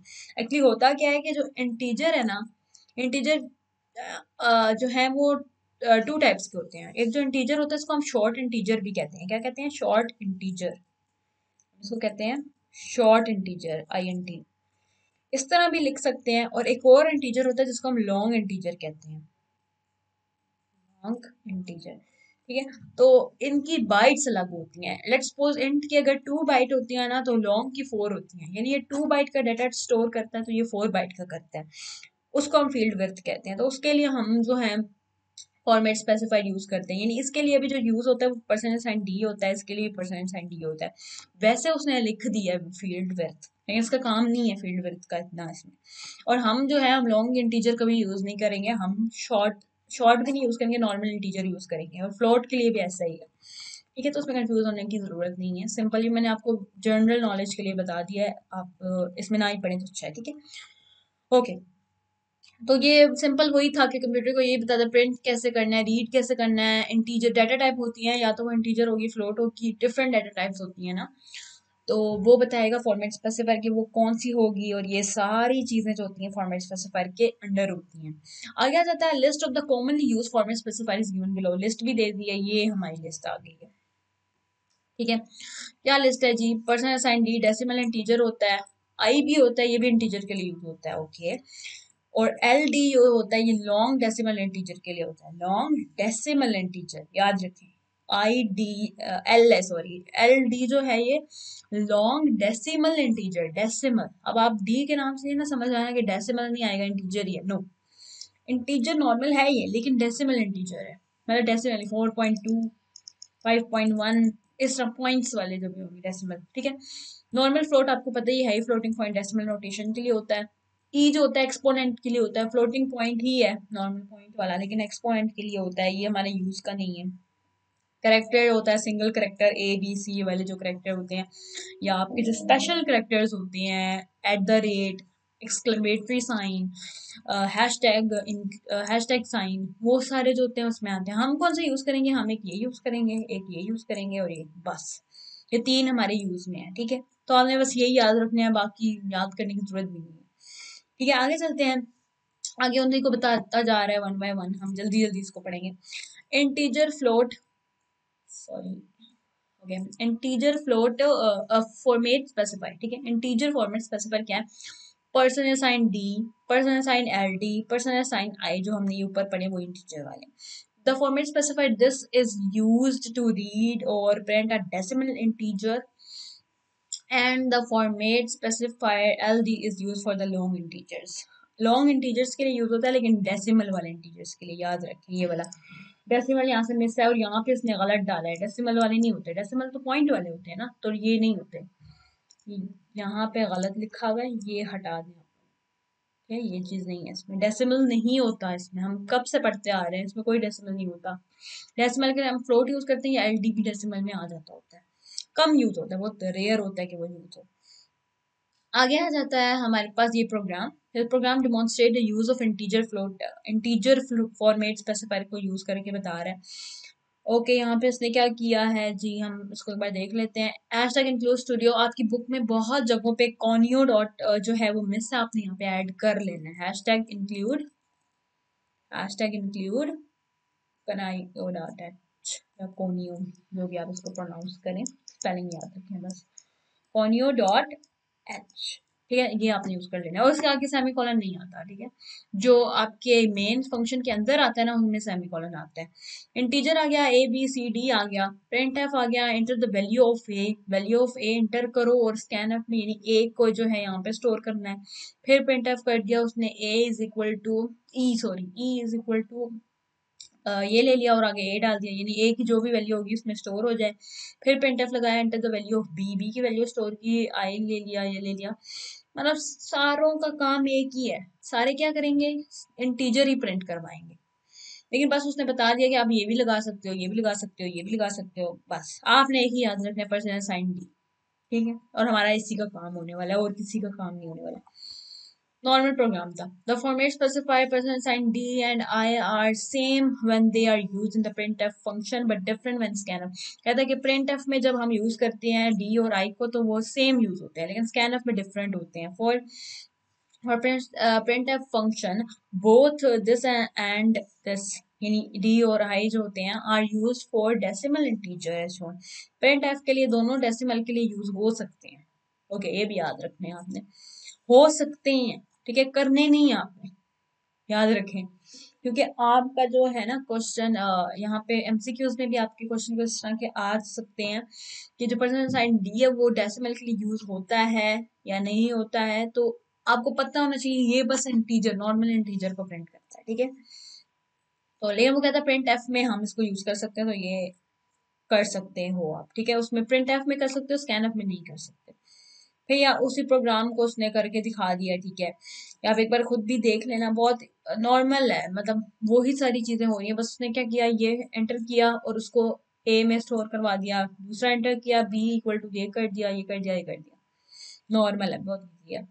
फिर आगे आ जाता है floating point format specify the format specify percent sign f is used to read and print, ठीक है, वही प्रिंट करता है, ये करता है। decimal notation with the precision of 6 digits after decimal point, decimal point के बाद 6 digits तक वो ले सकते हैं, उससे ज्यादा नहीं लेता, ठीक है। फिर ई जो होता है एक्सपोनेंशियल के लिए यूज होता है, बस आप सिंपल इसको याद रखें, एमसीक्यूज के पॉइंट ऑफ व्यू से ज्यादा इसको नहीं करना आपने, ठीक है। ई जो है, एफ को तो याद रखना है, ई को नहीं, ई को सिंपल याद रखें कि एक्सपोनेंशियल नोटेशन के लिए यूज होता है, ठीक है, ये हो गया। फिर उसके बाद ये प्रोग्राम एक बार देख लेते हैं हम, demonstrate of floating point format specified, ठीक है, हैशटैग इंक्लूड स्टूडियो कोनायो भी आपने लिख लेना है, वॉइड मेन आ गया, फिर आपकी मेन बॉडी आ गई। अब यहाँ पे देखिए इसने फ्लोट ले लिया एक्स एंड वाई, एक्स की वैल्यू उसने दे दिया, अब यूजर से नहीं ले रहा, अब वो खुद दे रहा है, ठीक है, एक्स की वैल्यू दे दी, वाई की वैल्यू दे दी, पॉइंट्स में दे दी है। प्रिंट एफ करवा दिया उसने न्यू लाइन पे, ये किस लिए यूज होता है, बैक स्लैश एन यूज होता है न्यू लाइन के लिए। एक्स इक्वल टू उसने परसेंट साइन एफ दे दिया, परसेंट साइन एफ दे दिया और आगे क्या डाल दिया है, कोमे के बाद एक्स, यानी एक्स की जो भी वैल्यू है वो इसमें स्टोर हो जाए, एक्स इक्वल टू करके और यहाँ पे उसकी वैल्यू आ जाए। फिर नीचे प्रिंट एफ आगे वो कहता है कि न्यू लाइन पे आ जाए y equal to as it is लिखा हुआ है और इसकी जगह जो है ना एक्सपोनेंशियल की जगह वाई की वैल्यू स्टोर हो जाए। इस तरह से हो गया, हम देखते हैं। और गेट सी एच ये जो होता है ना, गेट सी एच, ये आपने लाजम लिखना है यहाँ पे, ये लाजम लिखना है, और ये आपने क्लोज कर दिया, ठीक है। आगे चलते हैं, एग्जीक्यूशन में क्या हुआ देखिए, एग्जीक्यूशन में क्या हुआ, एक्स की value as it is store होगी। अब वाई की देखें क्या हो रही है, एक्सपोनेंशियल जो है ना वो इसको एक्सपोनेंट फॉर्म में ही लेता है, यानी कहते नहीं है रेज टू पावर समथिंग, तो उसी तरीके से लेता है। 144.36 आ गया, 144, अब देखें 36 था ना, 36 के बाद इसके बाद पॉइंट था ना 44 के बाद, आई थिंक 44 के बाद, हाँ 144 यहाँ पे पॉइंट था, वो दो पहले आ गए हैं। अब क्योंकि 2 पहले आया है ना, तो इसलिए उसने पॉइंट यहाँ पे एक डॉट डाला और 002 ले लिया। क्यों लिया, क्या 2 टाइम्स वो पीछे आया है, 1 2 2 टाइम्स पीछे आया था, तो पीछे 0 लगाए कि पीछे आया इसलिए पीछे 0 लगाया 2। इसको ज्यादा समझने की जरूरत नहीं है, ये नहीं आता प्रोग्राम, वैसे मैं समझा रही हूँ जनरल नॉलेज के लिए आपके कि इसने किया क्या है, ठीक है।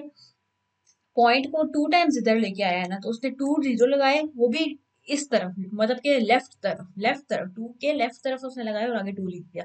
अगर वो पॉइंट उधर उस तरफ जाता तो ये लिखता 200 200 यानी, लेकिन उस तरफ नहीं जाते होते, हमेशा लेफ्ट की तरफ जाते होते हैं एक्सपोनेंट में, ठीक है। आगे चलते हैं करेक्टर की तरफ,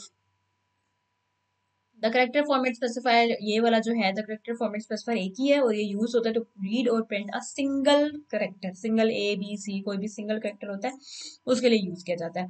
और ये प्रोग्राम इसने लिख दिया, क्या प्रोग्राम है देख लेते हैं एक बार, इसको मैं थोड़ा और जूम कर देती हूँ। ओके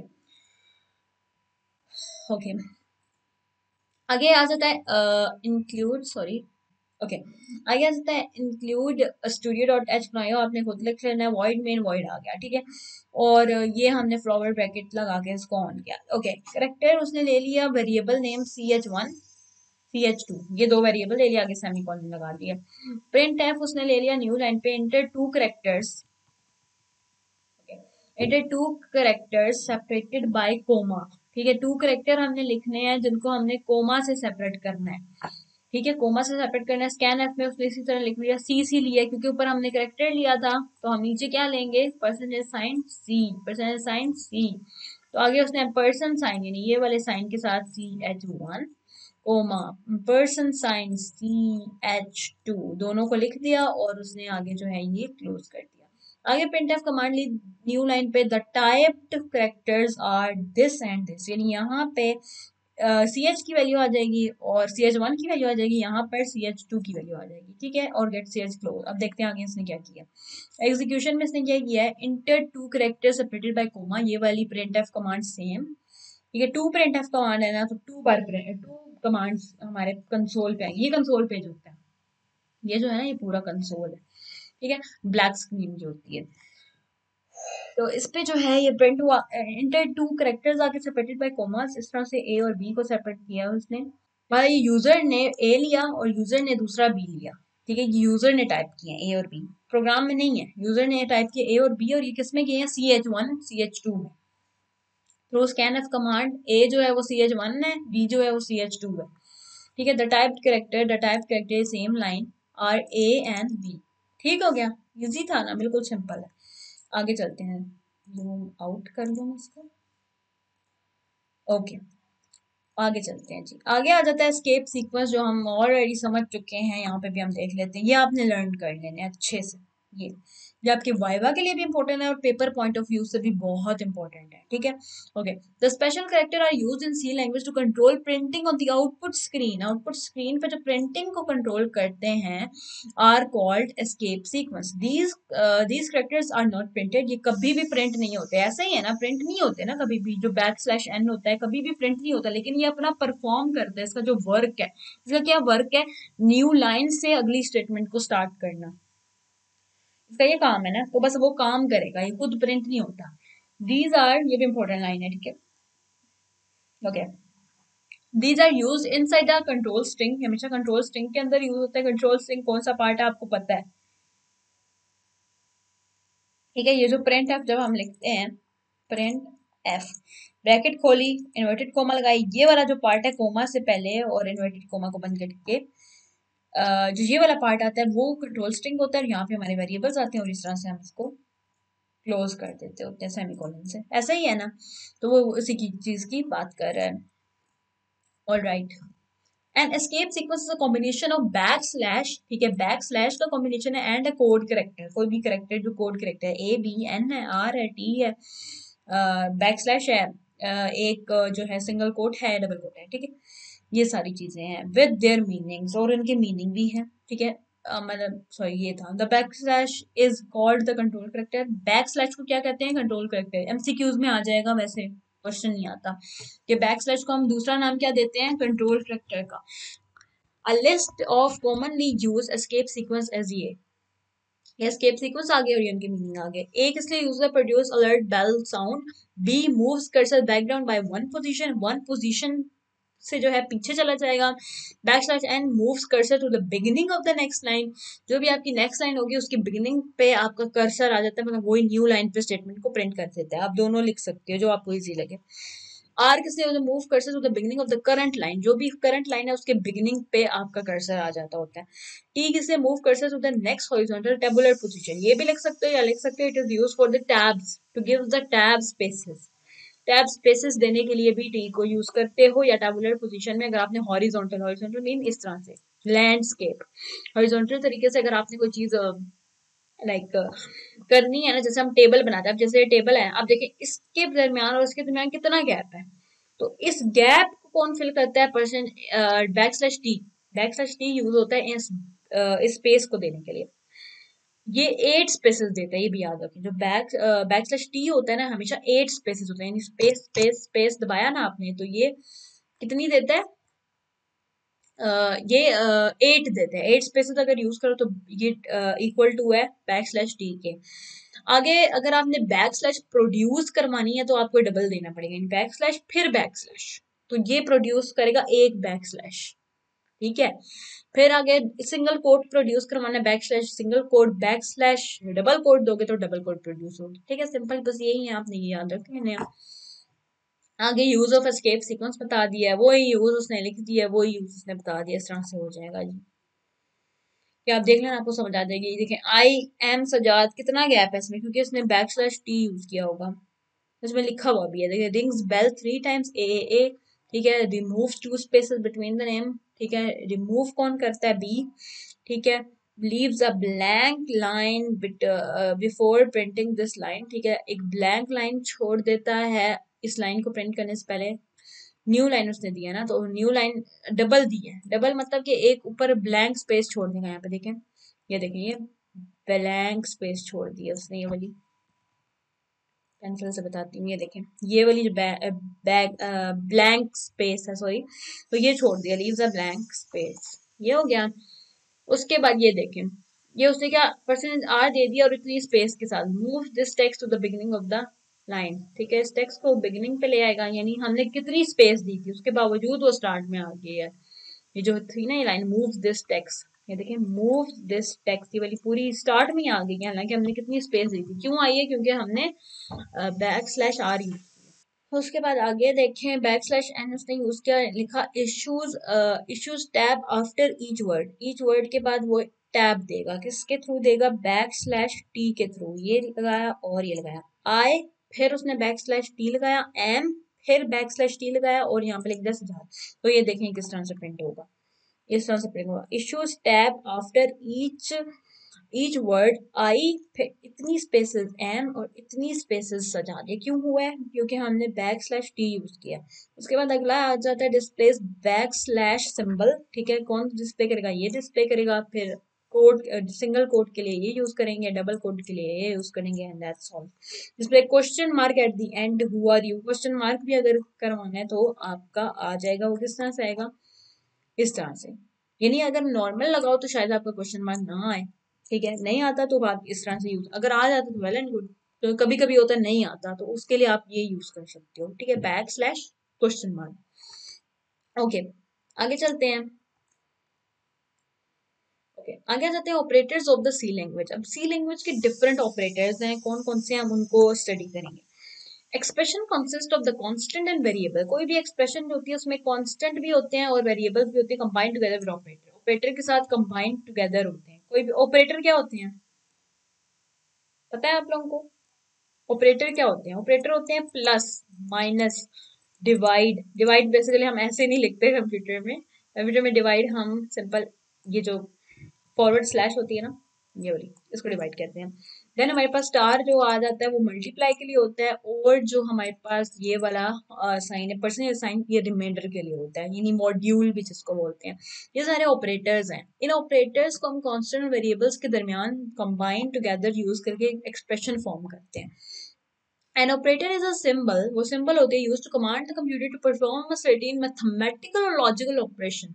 कोई भी mathematical या logical operation, ये mathematical operation है, ऐसे ही है, या logical भी होते हैं। कौन से होते हैं वो आगे पढ़ेंगे, ये देखें ये लिखा हुआ है, तो हम ये आगे पढ़ेंगे तब मैं आपको बताऊंगी। जैसे एंड गेट, नॉट गेट, और ये जो गेट्स है ना, बेसिकली उन्हीं का कॉम्बिनेशन है, लेकिन वो किस तरह से हम पढ़ेंगे, उसके लिए हम double and use, ampersand sign use करते हैं एंड के लिए, नॉट के लिए हम एक्सक्लेमेटरी साइन यूज करते हैं, वो हम पढ़ेंगे तब समझ आएगा, ठीक है।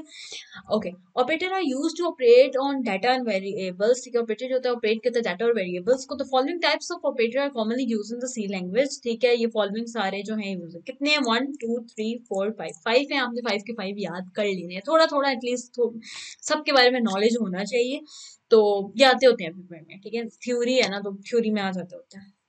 ठीक है, इसे घबराना नहीं है, इजी है। सबसे पहले हम पढ़ेंगे अर्थमेटिक ऑपरेटर के बारे में।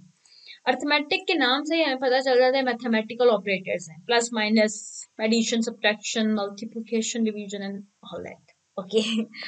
Okay. Arithmetic operators are used to perform arithmetic operations that include addition, subtraction, multiplication, division, and also to find the remainder obtained when an integer is divided by another integer. एक integer को दूसरे integer से divide करके जो reminder आता है उसको भी आप ऑब्टेन कर सकते हो, उसको हम कहते हैं अरिथमेटिक ऑपरेटर। क्या क्या करते हैं? एडिशन, मल्टीप्लिकेशन, सब्ट्रैक्शन, ये सारी जो भी परफॉर्म करता है वो कौन होता है? Arithmetic operator. ठीक है, टाइप्स कितनी है इसकी आगे देखना। The types of arithmetic operators used in C programming are described with their operations. ठीक है, ये ऑपरेटर है, ये ऑपरेटर है, और ऑपरेशन क्या है इसका? एडिशन करता है। माइनस वाला ऑपरेटर है, सब्ट्रैक्शन करता है। ये एस्टेरिक साइन क्या करता है? एस्टेरिक साइन क्या करता है? मल्टीप्लिकेशन करता है। ये जो फॉरवर्ड स्लैश है क्या करती है? डिवीजन करती है। ये जो परसेंटेज साइन है क्या करता है? ये रिमाइंडर या मॉड्यूलस निकाल के आपको देता है। क्लियर? ये आपने बस देख लेना, याद हो जाएगा, सिंपल इजी है। प्रोग्राम में आ जाते हैं, यूज ऑफ अरिथमेटिक ऑपरेटर। ये मजे बहुत मजे का प्रोग्राम है ये वाला। अब देखिए यहाँ पे इसने लिखा हुआ है हैशटैग इंक्लूड्स stdio.h conio.h दोनों लिखे हुए हैं, वॉइड में आ गया। ओके, अब देखिए इसने किस तरह से लिखा है। इंट एक्स वाई, उसने दो वेरिएबल ले लिए, उसका वो क्या कर रहा है? सम भी ले रहा है। डिफर मतलब वो जो है माइनस कर रहे हैं, उसको प्रोडक्ट निकाल रहा है, PROD प्रोडक्ट। कोट मतलब के उसको जो है क्वेश्चन निकाल रहा है, क्वेश्चन मतलब के डिवाइड कर रहा है। क्वेश्चन डिवाइड को कहते हैं, ये भी याद रखें आप। हम करते होते हैं ना इस तरह से, डिवाइड करते होते हैं। नीचे हमारा रिमाइंडर आता है, ठीक है, नीचे हमारा रिमाइंडर आता है, यहाँ पे क्वेश्चन आता है, यहाँ पे डिवाइजर होता है, यहाँ पे हमारा नंबर होता है। ऐसा ही है ना? तो ये वाला क्वेश्चन जो होता है ये डिवाइड होता है, ये रिमाइंडर होता है जिसको हम मॉड्यूलस कहते हैं। ठीक है, इसको मिटा देती हूँ। ओके, एक्स वाई हमारे दो वेरिएबल हैं, इनके साथ हम सम करवाएंगे, माइनस करवाएंगे, प्रोडक्ट, सारे अरिथमेटिक ऑपरेटर्स को हम यूज करेंगे और इसका ऑपरेशन करेंगे। ये उसने नाम ले लिया, आप सिंपल एस ले लो, आप सिंपल डी ले लो डिफरेंस के लिए, या सब्ट्रैक्ट ले लो, या एस ले लो, या प्रोडक्ट के लिए मल्टीप्लाई ले लो, कोटेशन के लिए डिवाइड ले लो, रिमाइंडर के लिए रिमाइंडर ही रख लो, या जो भी आपको चाहिए वो आप ले सकते हो। उसने ये ले लिया, उसने इस तरह की ले लिया, आप भी इस तरह की ले सकते हो। ओके, प्रिंट एफ उसने कर दिया इंटर टू नंबर्स। ठीक है, यूजर इंटर करेगा टू नंबर्स, स्कैन एफ में चले जाएंगे आपकी two numbers. X and y उसने ले लिया था, तो पहला जो है इंटीजर है, दूसरा में सारे इंटीजर ही ले रहा है वो, फ्लोट तो ले नहीं रहा। तो परसेंट साइन डी, एक्स आ गया, वाई आ गया, इसके अंदर स्टोर हो जाएंगी वैल्यू।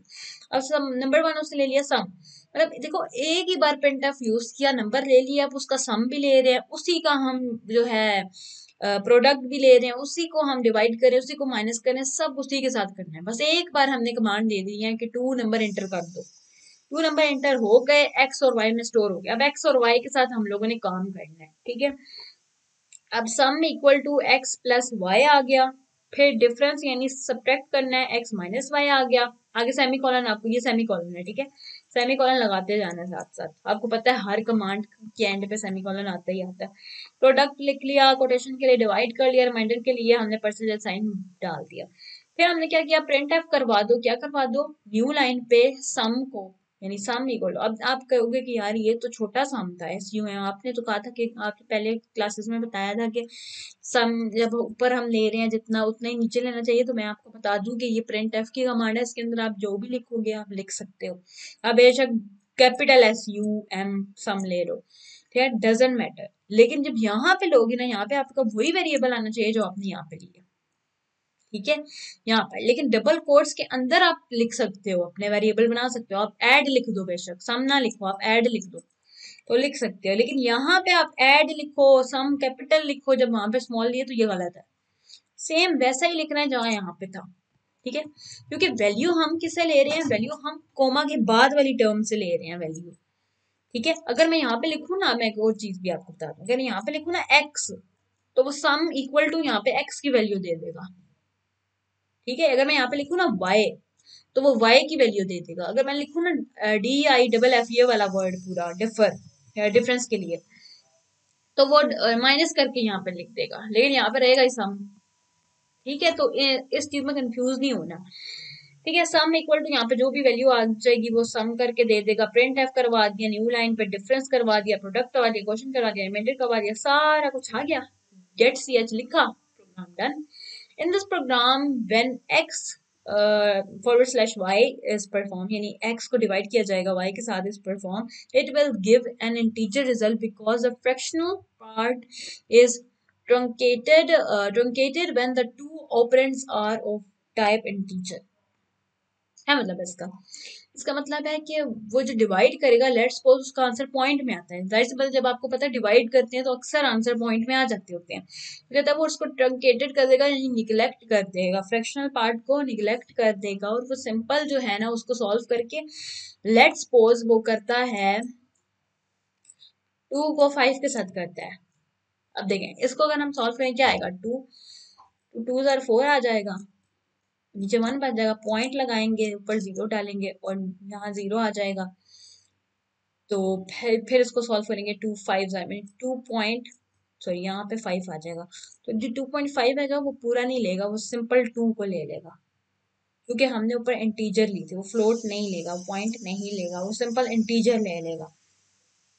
इसीलिए वो यहाँ पे बोल रहा है कि वो ट्रंकेटेड हो जाएगा, यानी वो निगलेक्ट हो जाएगा when the two operands are of type integer. Moreover the remainder operator will give the remainder after dividing x by y when x percent sign y is perform. जब ये perform होगा, ये वाली term जब perform होगी तो क्या होगा, वो रिमाइंडर दे देगा, उसका जो भी रिमाइंडर आएगा वो उस टाइम परफॉर्म कर देगा। लेकिन जब हम डिवाइड का यूज करेंगे तो वो सिंपल, अगर इंटीजर टाइप दी हुई है तो वो डेसिमल नहीं लेगा, अगर फ्लोट टाइप दी हुई है तब वो डेसिमल को पिक करेगा। ये आ गया। उसके बाद हमारा यहाँ पे परफॉर्मर, अब उसने इंटर किए नंबर 17 एंड 5। अब 17 एंड 5 को उसने पहले ऐड किया, डिफरेंस के लिए माइनस किया, प्रोडक्ट निकाला, क्वेश्चन के लिए डिवाइड किया, रिमाइंडर निकाला, और ये सारे हमारे वही वाले जो प्रिंट कमांड थे वो सारे परफॉर्म हो गए। कितनी प्रिंट ऑफ कमांड थी, 1, ये 2, ये 3, ये 4, ये 5 एंड ये 6 थी, तो 6 की 6 प्रिंट हो गई, 1 2 3 4 5 6 सारी की सारी प्रिंट हो गई। तो हमेशा प्रिंट कौन सी होंगे, प्रिंट वही होंगे जो प्रिंट ऑफ कमांड हमने दी हुई होंगी, हमेशा वही प्रिंट होती है। स्कैन एफ कभी प्रिंट नहीं होता, या ये फॉर्मूलाज जो हमने दिए थे ये कभी प्रिंट नहीं होते। आगे आ जाता है हमारा असाइनमेंट ऑपरेटर। असाइनमेंट ऑपरेटर कौन सा होता है, assignment operators are used to assign values to variables used in computer programs. ये क्या करेगा, सिंपल असाइन कर देगा वैल्यूज वेरिएबल्स को। कोई भी वेरिएबल हमने लिया है उसको वैल्यू देने का काम कौन करता है, असाइनमेंट ऑपरेटर। असाइनमेंट ऑपरेटर सिर्फ एक ही है जो इक्वल टू है, वो हमारा असाइनमेंट ऑपरेटर है। C language provide 3 types of assignment operator. ठीक है, सी लैंग्वेज जो हमें देती है वो 3 टाइप्स की होती है। कौन कौन सी, these are basic assignment operator, compound assignment operator and increment decrement operators. ठीक है, इंक्रीमेंट डिक्रीमेंट भी होते हैं और कंपाउंड असाइनमेंट ऑपरेटर भी होते हैं। इनको हम आगे देखते हैं। सबसे पहले आ जाता है बेसिक असाइनमेंट ऑपरेटर, बेसिक वाला। There are basic, compound assignment operator, increment decrement operator. ठीक है, बेसिक कौन सा है, the basic assignment operator is equal to, simple जो इक्वल टू है उसको हम कहते हैं बेसिक है, नॉर्मल है। This is used to assign value of expression to a variable. कोई भी एक्सप्रेशन है उसकी वैल्यू हमने किसी वेरिएबल में डालनी है। जैसे हमने नॉर्मल हम कर रहे थे परफॉर्म ऊपर ये वाला, sum equal to A plus b कर रहे थे। ए प्लस बी क्या है, हमारी एक्सप्रेशन है, और सम क्या है, हमारा वेरिएबल है। इसको इसके अंदर स्टोर करवा रहा है कौन, असाइनमेंट ऑपरेटर, इक्वल टू जिसका नाम है। ठीक है, इसकी जनरल फॉर्म है variable equal to expression. Equal to हमारा असाइनमेंट ऑपरेटर है बेसिक वाला, और वेरिएबल है इधर और एक्सप्रेशन है इधर। वेयर एक्सप्रेशन में भी अ कांस्टेंट, एक्सप्रेशन जो होती है वो कांस्टेंट भी हो सकती है, जैसे हमने यहाँ पे ले लिए ये वेरिएबल्स हमने लिए हैं, कांस्टेंट भी, यानी 1 2 3 4 ये भी ले सकते हैं। यहाँ पे मैं लिख दूँ 1 + 2 तो वो भी लिख सकते हैं, या सिंपल मैं सिंपल 3 लिख दूँ सिर्फ तो वो भी लिख सकते हैं। Another variable to which a value has previously been assigned or a formula to be evaluated। कोई भी फॉर्मूला दे सकते हैं, कोई भी वेरिएबल दे सकते हैं, कुछ भी हम एक्सप्रेशन में दे सकते हैं। फॉर एग्जाम्पल उसने sum equal to A plus B ले लिया। आगे आ जाता है compound assignment operator.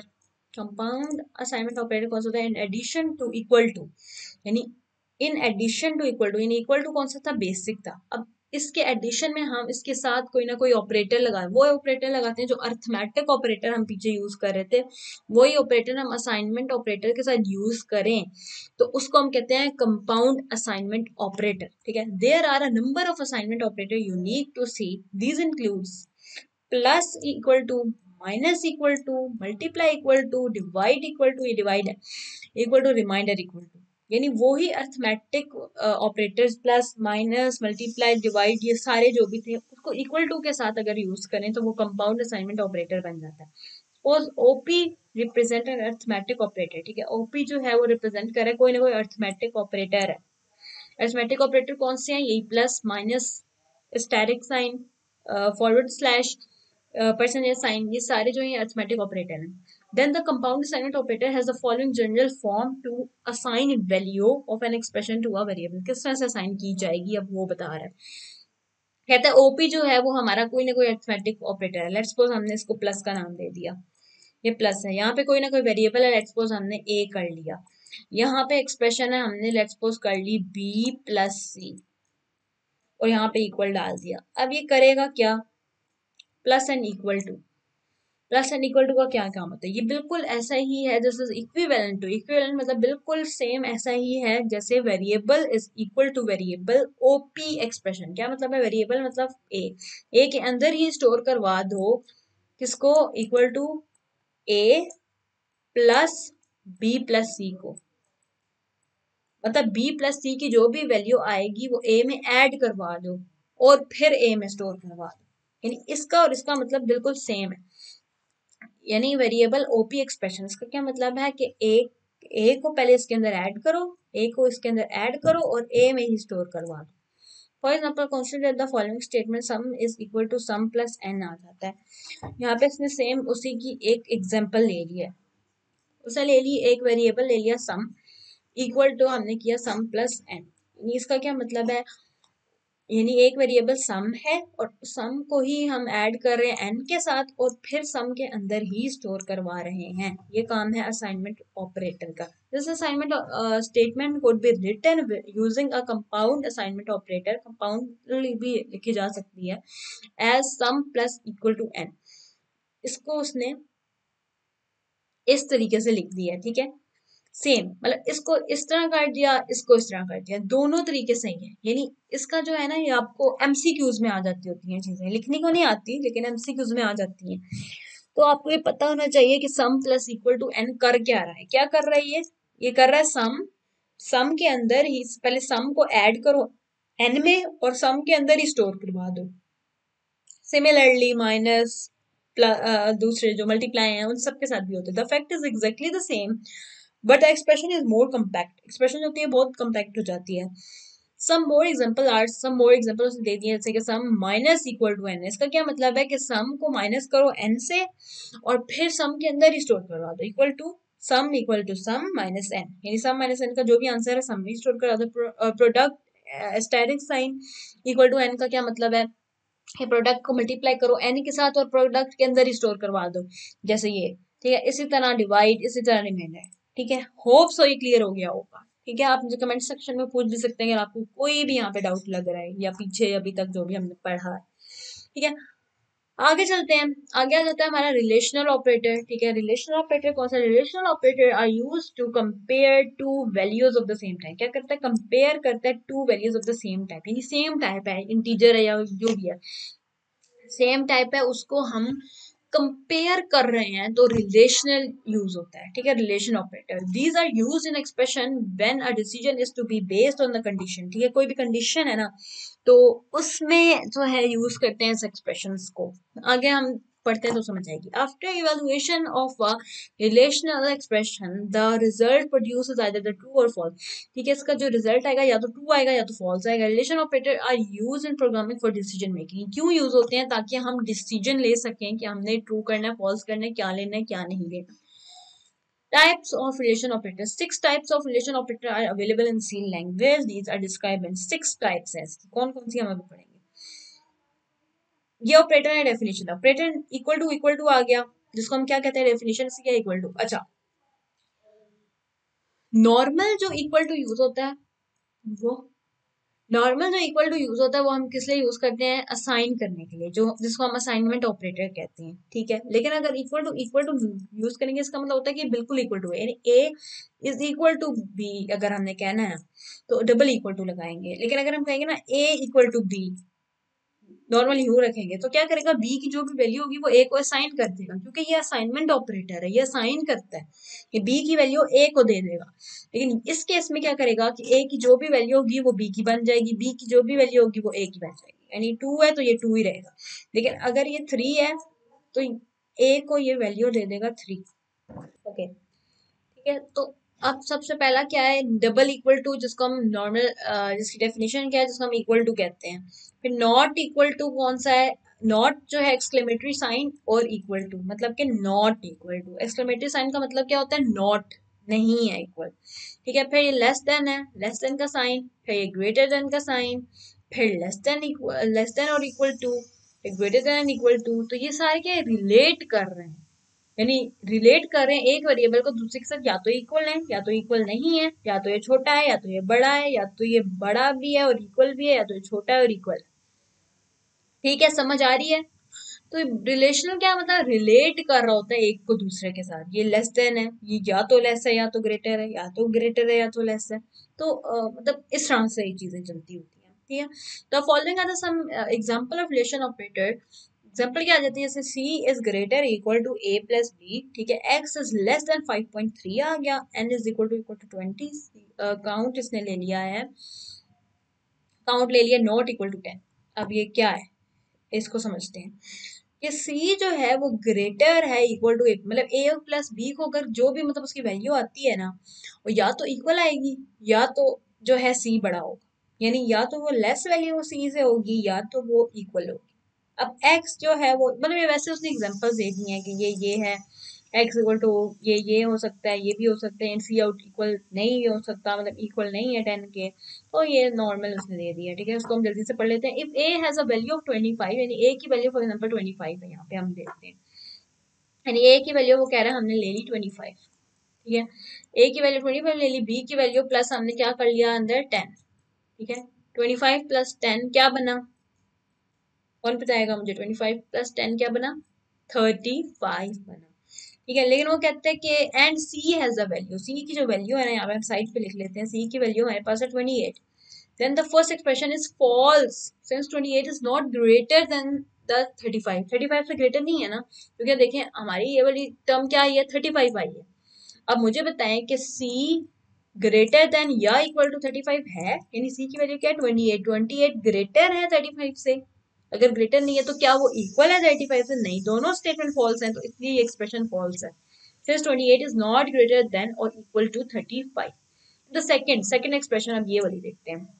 And the second expression is x has a value of 4.3, अगर इसकी 4.5 वैल्यू है तो क्या द एक्सप्रेशन इज ट्रू, ठीक है। तो एक्सप्रेशन क्या होगी, ट्रू हो जाएगी, because x is less than 5.3, क्योंकि वाकई 4.5 होगा तो 4 कम है ना, 5 ज्यादा है, और वो यही बोल रहा है, तो ये एक्सप्रेशन ट्रू हो गई। अगली एक्सप्रेशन है the third expression, if n is equal to 20, अगर n वाकई इक्वल है 20 के, then the expression will be true. ऐसा ही है ना, इक्वल टू 20, तो मतलब n इक्वल टू 20 हो जाएगी for any value other than the 20, the expression will be false. अगर 20 के अलावा कोई वैल्यू n की होती है, फॉर एग्जांपल n की वैल्यू है 30 और यहाँ पे इसने लिखा हुआ n is equal to 20, no, फिर तो ये फॉल्स हो जाएगा, क्योंकि n की वैल्यू हमने 30 दी हुई है। तो इस तरह से फॉल्स ट्रू देखना होता है। लास्ट हमारे पास क्या है, C out not equal to 10। In the last expression if count is any number other than the 10 के अलावा कोई भी नंबर है, then the expression is true, then expression true होगी, ठीक है। अगर 10 के अलावा नंबर है, it will only be false when count is equal to 10। अगर काउंट की वैल्यू अगर हम लिखें COUNT इक्वल टू 10 दें, तो उसका मतलब एक्सप्रेशन फॉल्स है। वो कह रहा है काउंट की वैल्यू 10 है, 10 इज नॉट इक्वल टू 10, ऐसे कैसे हो सकता है, 10 की इक्वल है ना, अगर हम 10 वैल्यू दे रहे हैं। तो अगर लेट्स सपोज की 20 है तो फिर ये ट्रू होगी, यानी कि count is not equal to 10, इसका मतलब क्या होता है, नॉट इक्वल टू, ठीक है। तो अभी ये क्या है, अभी ये ट्रू है अगर हमारी वैल्यू 20 है। आगे आ जाते हैं हमारे पास logical operator. Logical operator are use for building compound condition. अब कंपाउंड कंडीशन को बिल्ड करने के लिए हम लॉजिकल यूज करते हैं। We have seen before that a single condition is build using a relation operator. एक सिंगल कंडीशन बन सकती है रिलेशन ऑपरेटर के एक्सप्रेशन को यूज करके।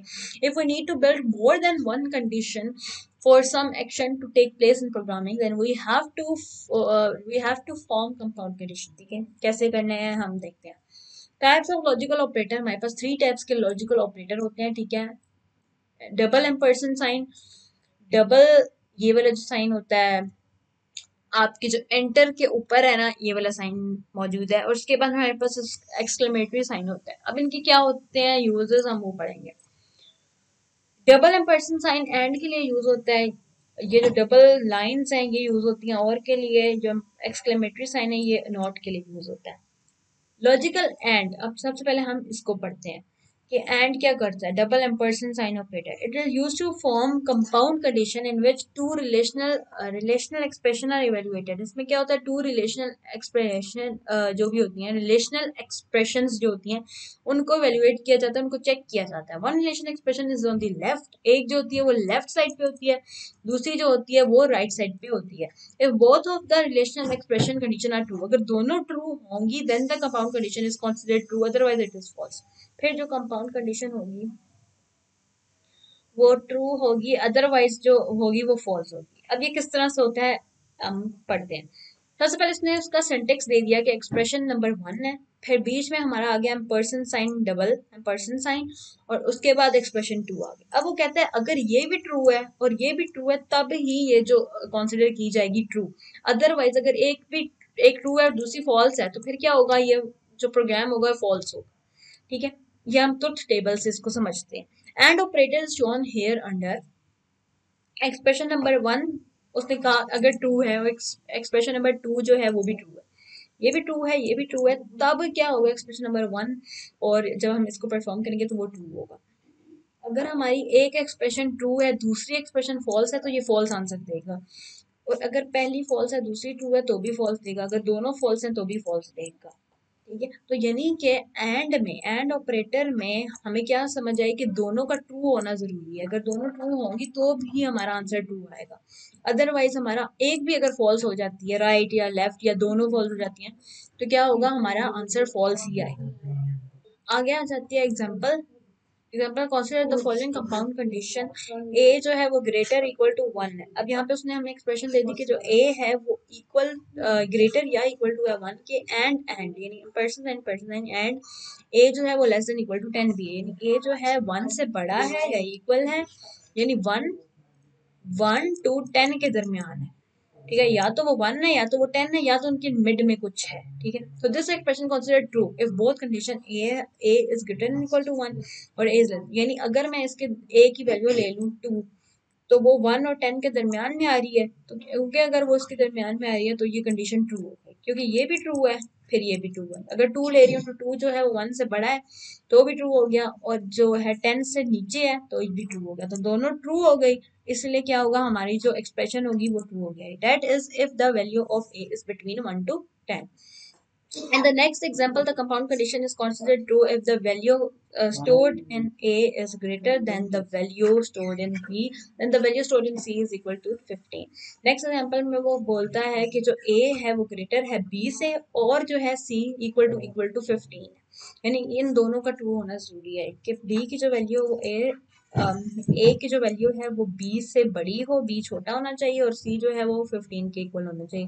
The following compound condition will check whether the character stored in variable ch is lower case or not। ठीक है, ये चेक करेगा ये लोअर केस में है कि नहीं है। सी एच उसने ले लिया greater than equal to a, and c h is less than equal to z, तो अगर ये दोनों ट्रू होंगी तो फिर ये एंड का फंक्शन जो है, एंड का ऑपरेटर, ये ट्रू होगा, अदरवाइज ये फॉल्स होगा। आगे चलते हैं, आगे हमारे पास आ जाता है लॉजिकल और ऑपरेटर, जो कि ये 2 लाइंस हैं। ठीक है, logical or operator is also used to form a compound condition. Compound condition के लिए भी यूज होता है, just like the logical and की तरह ही। One relation expression is on the left, ऐसे ही होता है, एक लेफ्ट पे होती है एक राइट पे होती है ऑफ द और ऑपरेटर।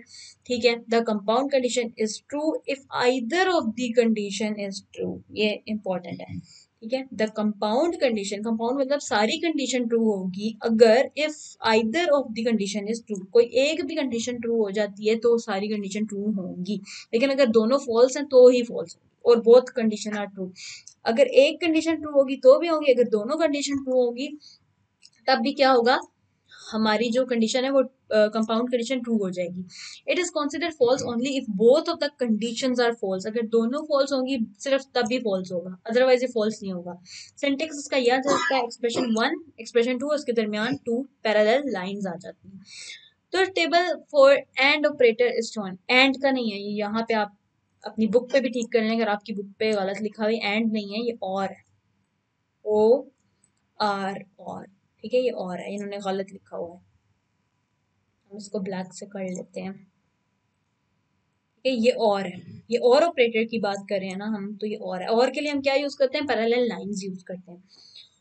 ओके, अब हम इसको समझते हैं। एक्सप्रेशन नंबर 1 वो कहता है अगर ये ट्रू है और एक्सप्रेशन नंबर 2 भी ट्रू है तो क्या होगा, कंपाउंड कंडीशन ट्रू हो जाएगी। अगर एक्सप्रेशन नंबर 1 ट्रू है, एक्सप्रेशन नंबर 2 फॉल्स है तो भी ट्रू होगी, क्योंकि हम यही बोल रहे हैं ना, और में क्या होगा, कोई भी एक कंडीशन ट्रू हुई तो वो ट्रू हो जाएगा, कंपाउंड कंडीशन ट्रू हो जाएगी। फिर अगली में क्या है, पहला फॉल्स है दूसरा ट्रू है तो फिर भी ट्रू है, क्योंकि एक तो ट्रू है ना। लेकिन लास्ट में क्या है, पहली भी फॉल्स है दूसरी भी फॉल्स है, यानी पहली कंडीशन भी फॉल्स दूसरी भी फॉल्स, तो क्या होगा, वो सिर्फ फॉल्स होगी। ठीक है, ये भी समझ आ गया। एग्जाम्पल एक बार देख लेते हैं कि n जो है वो लेस देन 10 है, पैरेलल लाइंस डाल के, और जो है n ग्रेटर देन 25 है, यानी n जो है वो 10 से नीचे होना चाहिए और 25 से बड़ा होना चाहिए। क्या ये पॉसिबल है कि मतलब n जो है वो 10 से छोटा भी हो और 25 से बड़ा भी हो, ऐसा तो हो ही नहीं सकता। यानी कि suppose the value of n is 5, अगर n की वैल्यू 5 है then the expression will be considered true, फिर एक्सप्रेशन जो होगी ट्रू होगी। कैसे, क्योंकि अगर ये 5 है, n की वैल्यू 5 है, तो n की वैल्यू 10 से नीचे है, यस ट्रू, लेकिन क्या वो 25 से बड़ी है, नो फॉल्स। लेकिन क्या है, एक ट्रू है ना, तो हमने क्या कहा था, एक भी ट्रू हुई, यानी एक भी ट्रू हुई तो वो कंपाउंड कंडीशन को ट्रू लेगा, तो ये क्या होगा, considered true, because one of the two condition is true, यानी वन तो ट्रू है ना, दूसरा बेशक फॉल्स है, एक तो ट्रू है, तो इसलिए कंपाउंड कंडीशन ट्रू होगी। If the value of n is 28, अगर वो 28 होती है तो वो 25 से बड़ी है, ये ट्रू हो जाएगा इस बार, और ये फॉल्स हो जाएगा क्योंकि n वो कह रहा है 10 से छोटा, 10 से छोटा तो नहीं है, तो फिर भी एक ट्रू है, तो फिर भी ये क्या होगा, ट्रू होगा। If the value of n is 12, अगर n की वैल्यू 12 हो जाती है, इस केस में क्या होगा, एक्सप्रेशन विल बी फॉल्स। क्यों फॉल्स होगी, क्योंकि अगर हम ये देखें 10 से नीचे है, नो, ये भी फॉल्स हो गया, ठीक है, और 25 से बड़ी है, नो, ये भी फॉल्स हो गया, तो दोनों फॉल्स हैं, इट्स मीन कि compound condition will be considered false, ठीक है, since both conditions are false. The next compound condition will be true if A is greater than B, ठीक है, A greater than B होना चाहिए and C is equal to 10, C equal to 10 होना चाहिए। It will also be true if both condition are true, दोनों true होंगी तब भी ठीक है, that is A is greater than B होना चाहिए, A greater than B हो और C is equal to 10 हो। It will only be false if A is not greater than B, B के greater ना हो and at the same time C is not equal to 10, तब ये condition false होगी, otherwise ये true रहेगी। एक भी ट्रू तो पूरा ट्रू। Logical or condition is used when we wish to perform an operation if one of the two condition is true, यानी दो में से एक कंडीशन भी ट्रू है तो हम इसको यूज कर सकते हैं वहां पे, ठीक है। आगे आ जाते हैं logical not operator. Logical not operator किस लिए यूज होता है, the logical not operator is used with the single expression condition and evaluates to true if the expression is false and evaluates to false if the expression is true, यानी इसके सिर्फ to he function होते हैं, अगर ये true होगी तो false हो जाएगा, अगर फॉल्स होगी तो इसको ट्रू कंसिडर किया जाएगा। In other word, it reverses the result of single expression, एक सिंगल एक्सप्रेशन का जो रिजल्ट है उसको रिवर्स कर दिया जाता है इस केस में। सिंटेक्स इसका बहुत ही छोटा सा है, एक्सक्लेमेटरी साइन और एक्सप्रेशन, कोई भी एक्सप्रेशन देनी है उससे पहले एक्सक्लेमेटरी साइन आ जाएगा, ठीक है। तो इसमें क्या होता है अब हम देखते हैं। तो टेबल फॉर एंड, इसने हर जगह एंड लिखा हुआ, एंड नहीं है, अगेन मैं आपको बता दूं ये एंड नहीं है, अब ये कौन सा है, नॉट है, NOT, not operator is shown here under. Expression क्या है, ट्रू है ट्रू अगर ट्रू है तो नॉट एक्सप्रेशन क्या होगी, फॉल्स। ठीक है, एक्सप्रेशन फॉल्स है तो नॉट एक्सप्रेशन क्या होगी, ट्रू होगी। फॉर एग्जाम्पल द एक्सप्रेशन है ये कि not a is less than b will be true. ये ट्रू कब होगी, if a is not less than b. अगर ए लेस देन बी नहीं होगा तो फिर ये ट्रू हो जाएगी। तो यही बोल रहा है कि not a less than b, यानी ए लेस देन बी नहीं है। अगर ये ना हो तो आपको लगेगा कि ये क्या है, ए इज लेस देन बी, यानी ये ट्रू है कि ए लेस देन बी होना चाहिए। लेकिन अगर ये नॉट एक्सप्रेशन लगी हुई है उसका क्या मतलब है कि ए अगर नॉट लेस देन बी होगी नहीं होगी तो फिर ये ट्रू होगा। ओके, ठीक है, समझ आ गई। नॉट का क्या मतलब है कि ये नहीं है, यानी ए लेस देन बी नहीं है। In other word the condition will be true if a is greater than or equal to b. ठीक है, यानी कि कंडीशन ट्रू कब होगी, जब ए ग्रेटर होगा बी से। ठीक है, यानी ए को बड़ा होना चाहिए। The same condition can also be written as given below which is easy to understand, a is greater than equal to b. ठीक है, इसको हम अगर इस फॉर्म में लिखें तो हम इजीली अंडरस्टैंड कर सकते हैं, इक्वल या ग्रेटर होनी चाहिए बी से, यानी ये और ये बिल्कुल सेम बात है, यानी या ये लिख लो या ये लिख लो, सेम है। ठीक है, होप सो आपको यहाँ तक समझ आ गया होगा। पूरा चैप्टर मतलब आधा हो गया है, अभी हमारा थोड़ा बहुत आगे टॉपिक्स जो मेरे ख्याल से 4 टॉपिक्स हैं जो आपके रहते हैं, उसको हम इंशाल्लाह नेक्स्ट वीडियो में कवर करेंगे पार्ट 2 में। पार्ट 1 तब बहुत लंबा हो रहा है, वीडियो भी लंबी हो रही है, तो इसलिए हम उसको कवर कर लेंगे नेक्स्ट पार्ट में। ठीक है, आप सब्सक्राइब कर लें चैनल को ताकि आपको जो हमारी आने वाली वीडियोस हैं वो मिलती रहें, आगे के लेक्चर्स आपको मिलते रहें और आपके लिए इजी हो अंडरस्टैंड करना चीज़ों को। ठीक है, होप सो आपको वीडियो अच्छी लगी होगी। ठीक है, do comments to this video, अगर आपको अच्छी लगी, आपने फीडबैक देख के लाजम जाएंगे आपको कैसी लगी ये वीडियो, कैसा आपको समझ आया, अच्छे से समझ आया या नहीं आया। कोई चीज़ आपको समझ नहीं आती आप क्वेश्चन किया करें कमेंट में, इंशाल्लाह हम जरूर आपको रिस्पॉन्स दिया करेंगे, आंसर किया करेंगे। ठीक है, do connected with our channel. ठीक है, अपने चैनल के साथ जुड़े रहें, ठीक है, और जो है अच्छे अच्छे नंबर्स लेते रहें। इंशाल्लाह अल्लाह ताला आपको कामयाब करे, सब स्टूडेंट्स को। Connected with us and stay blessed. Allah Hafiz.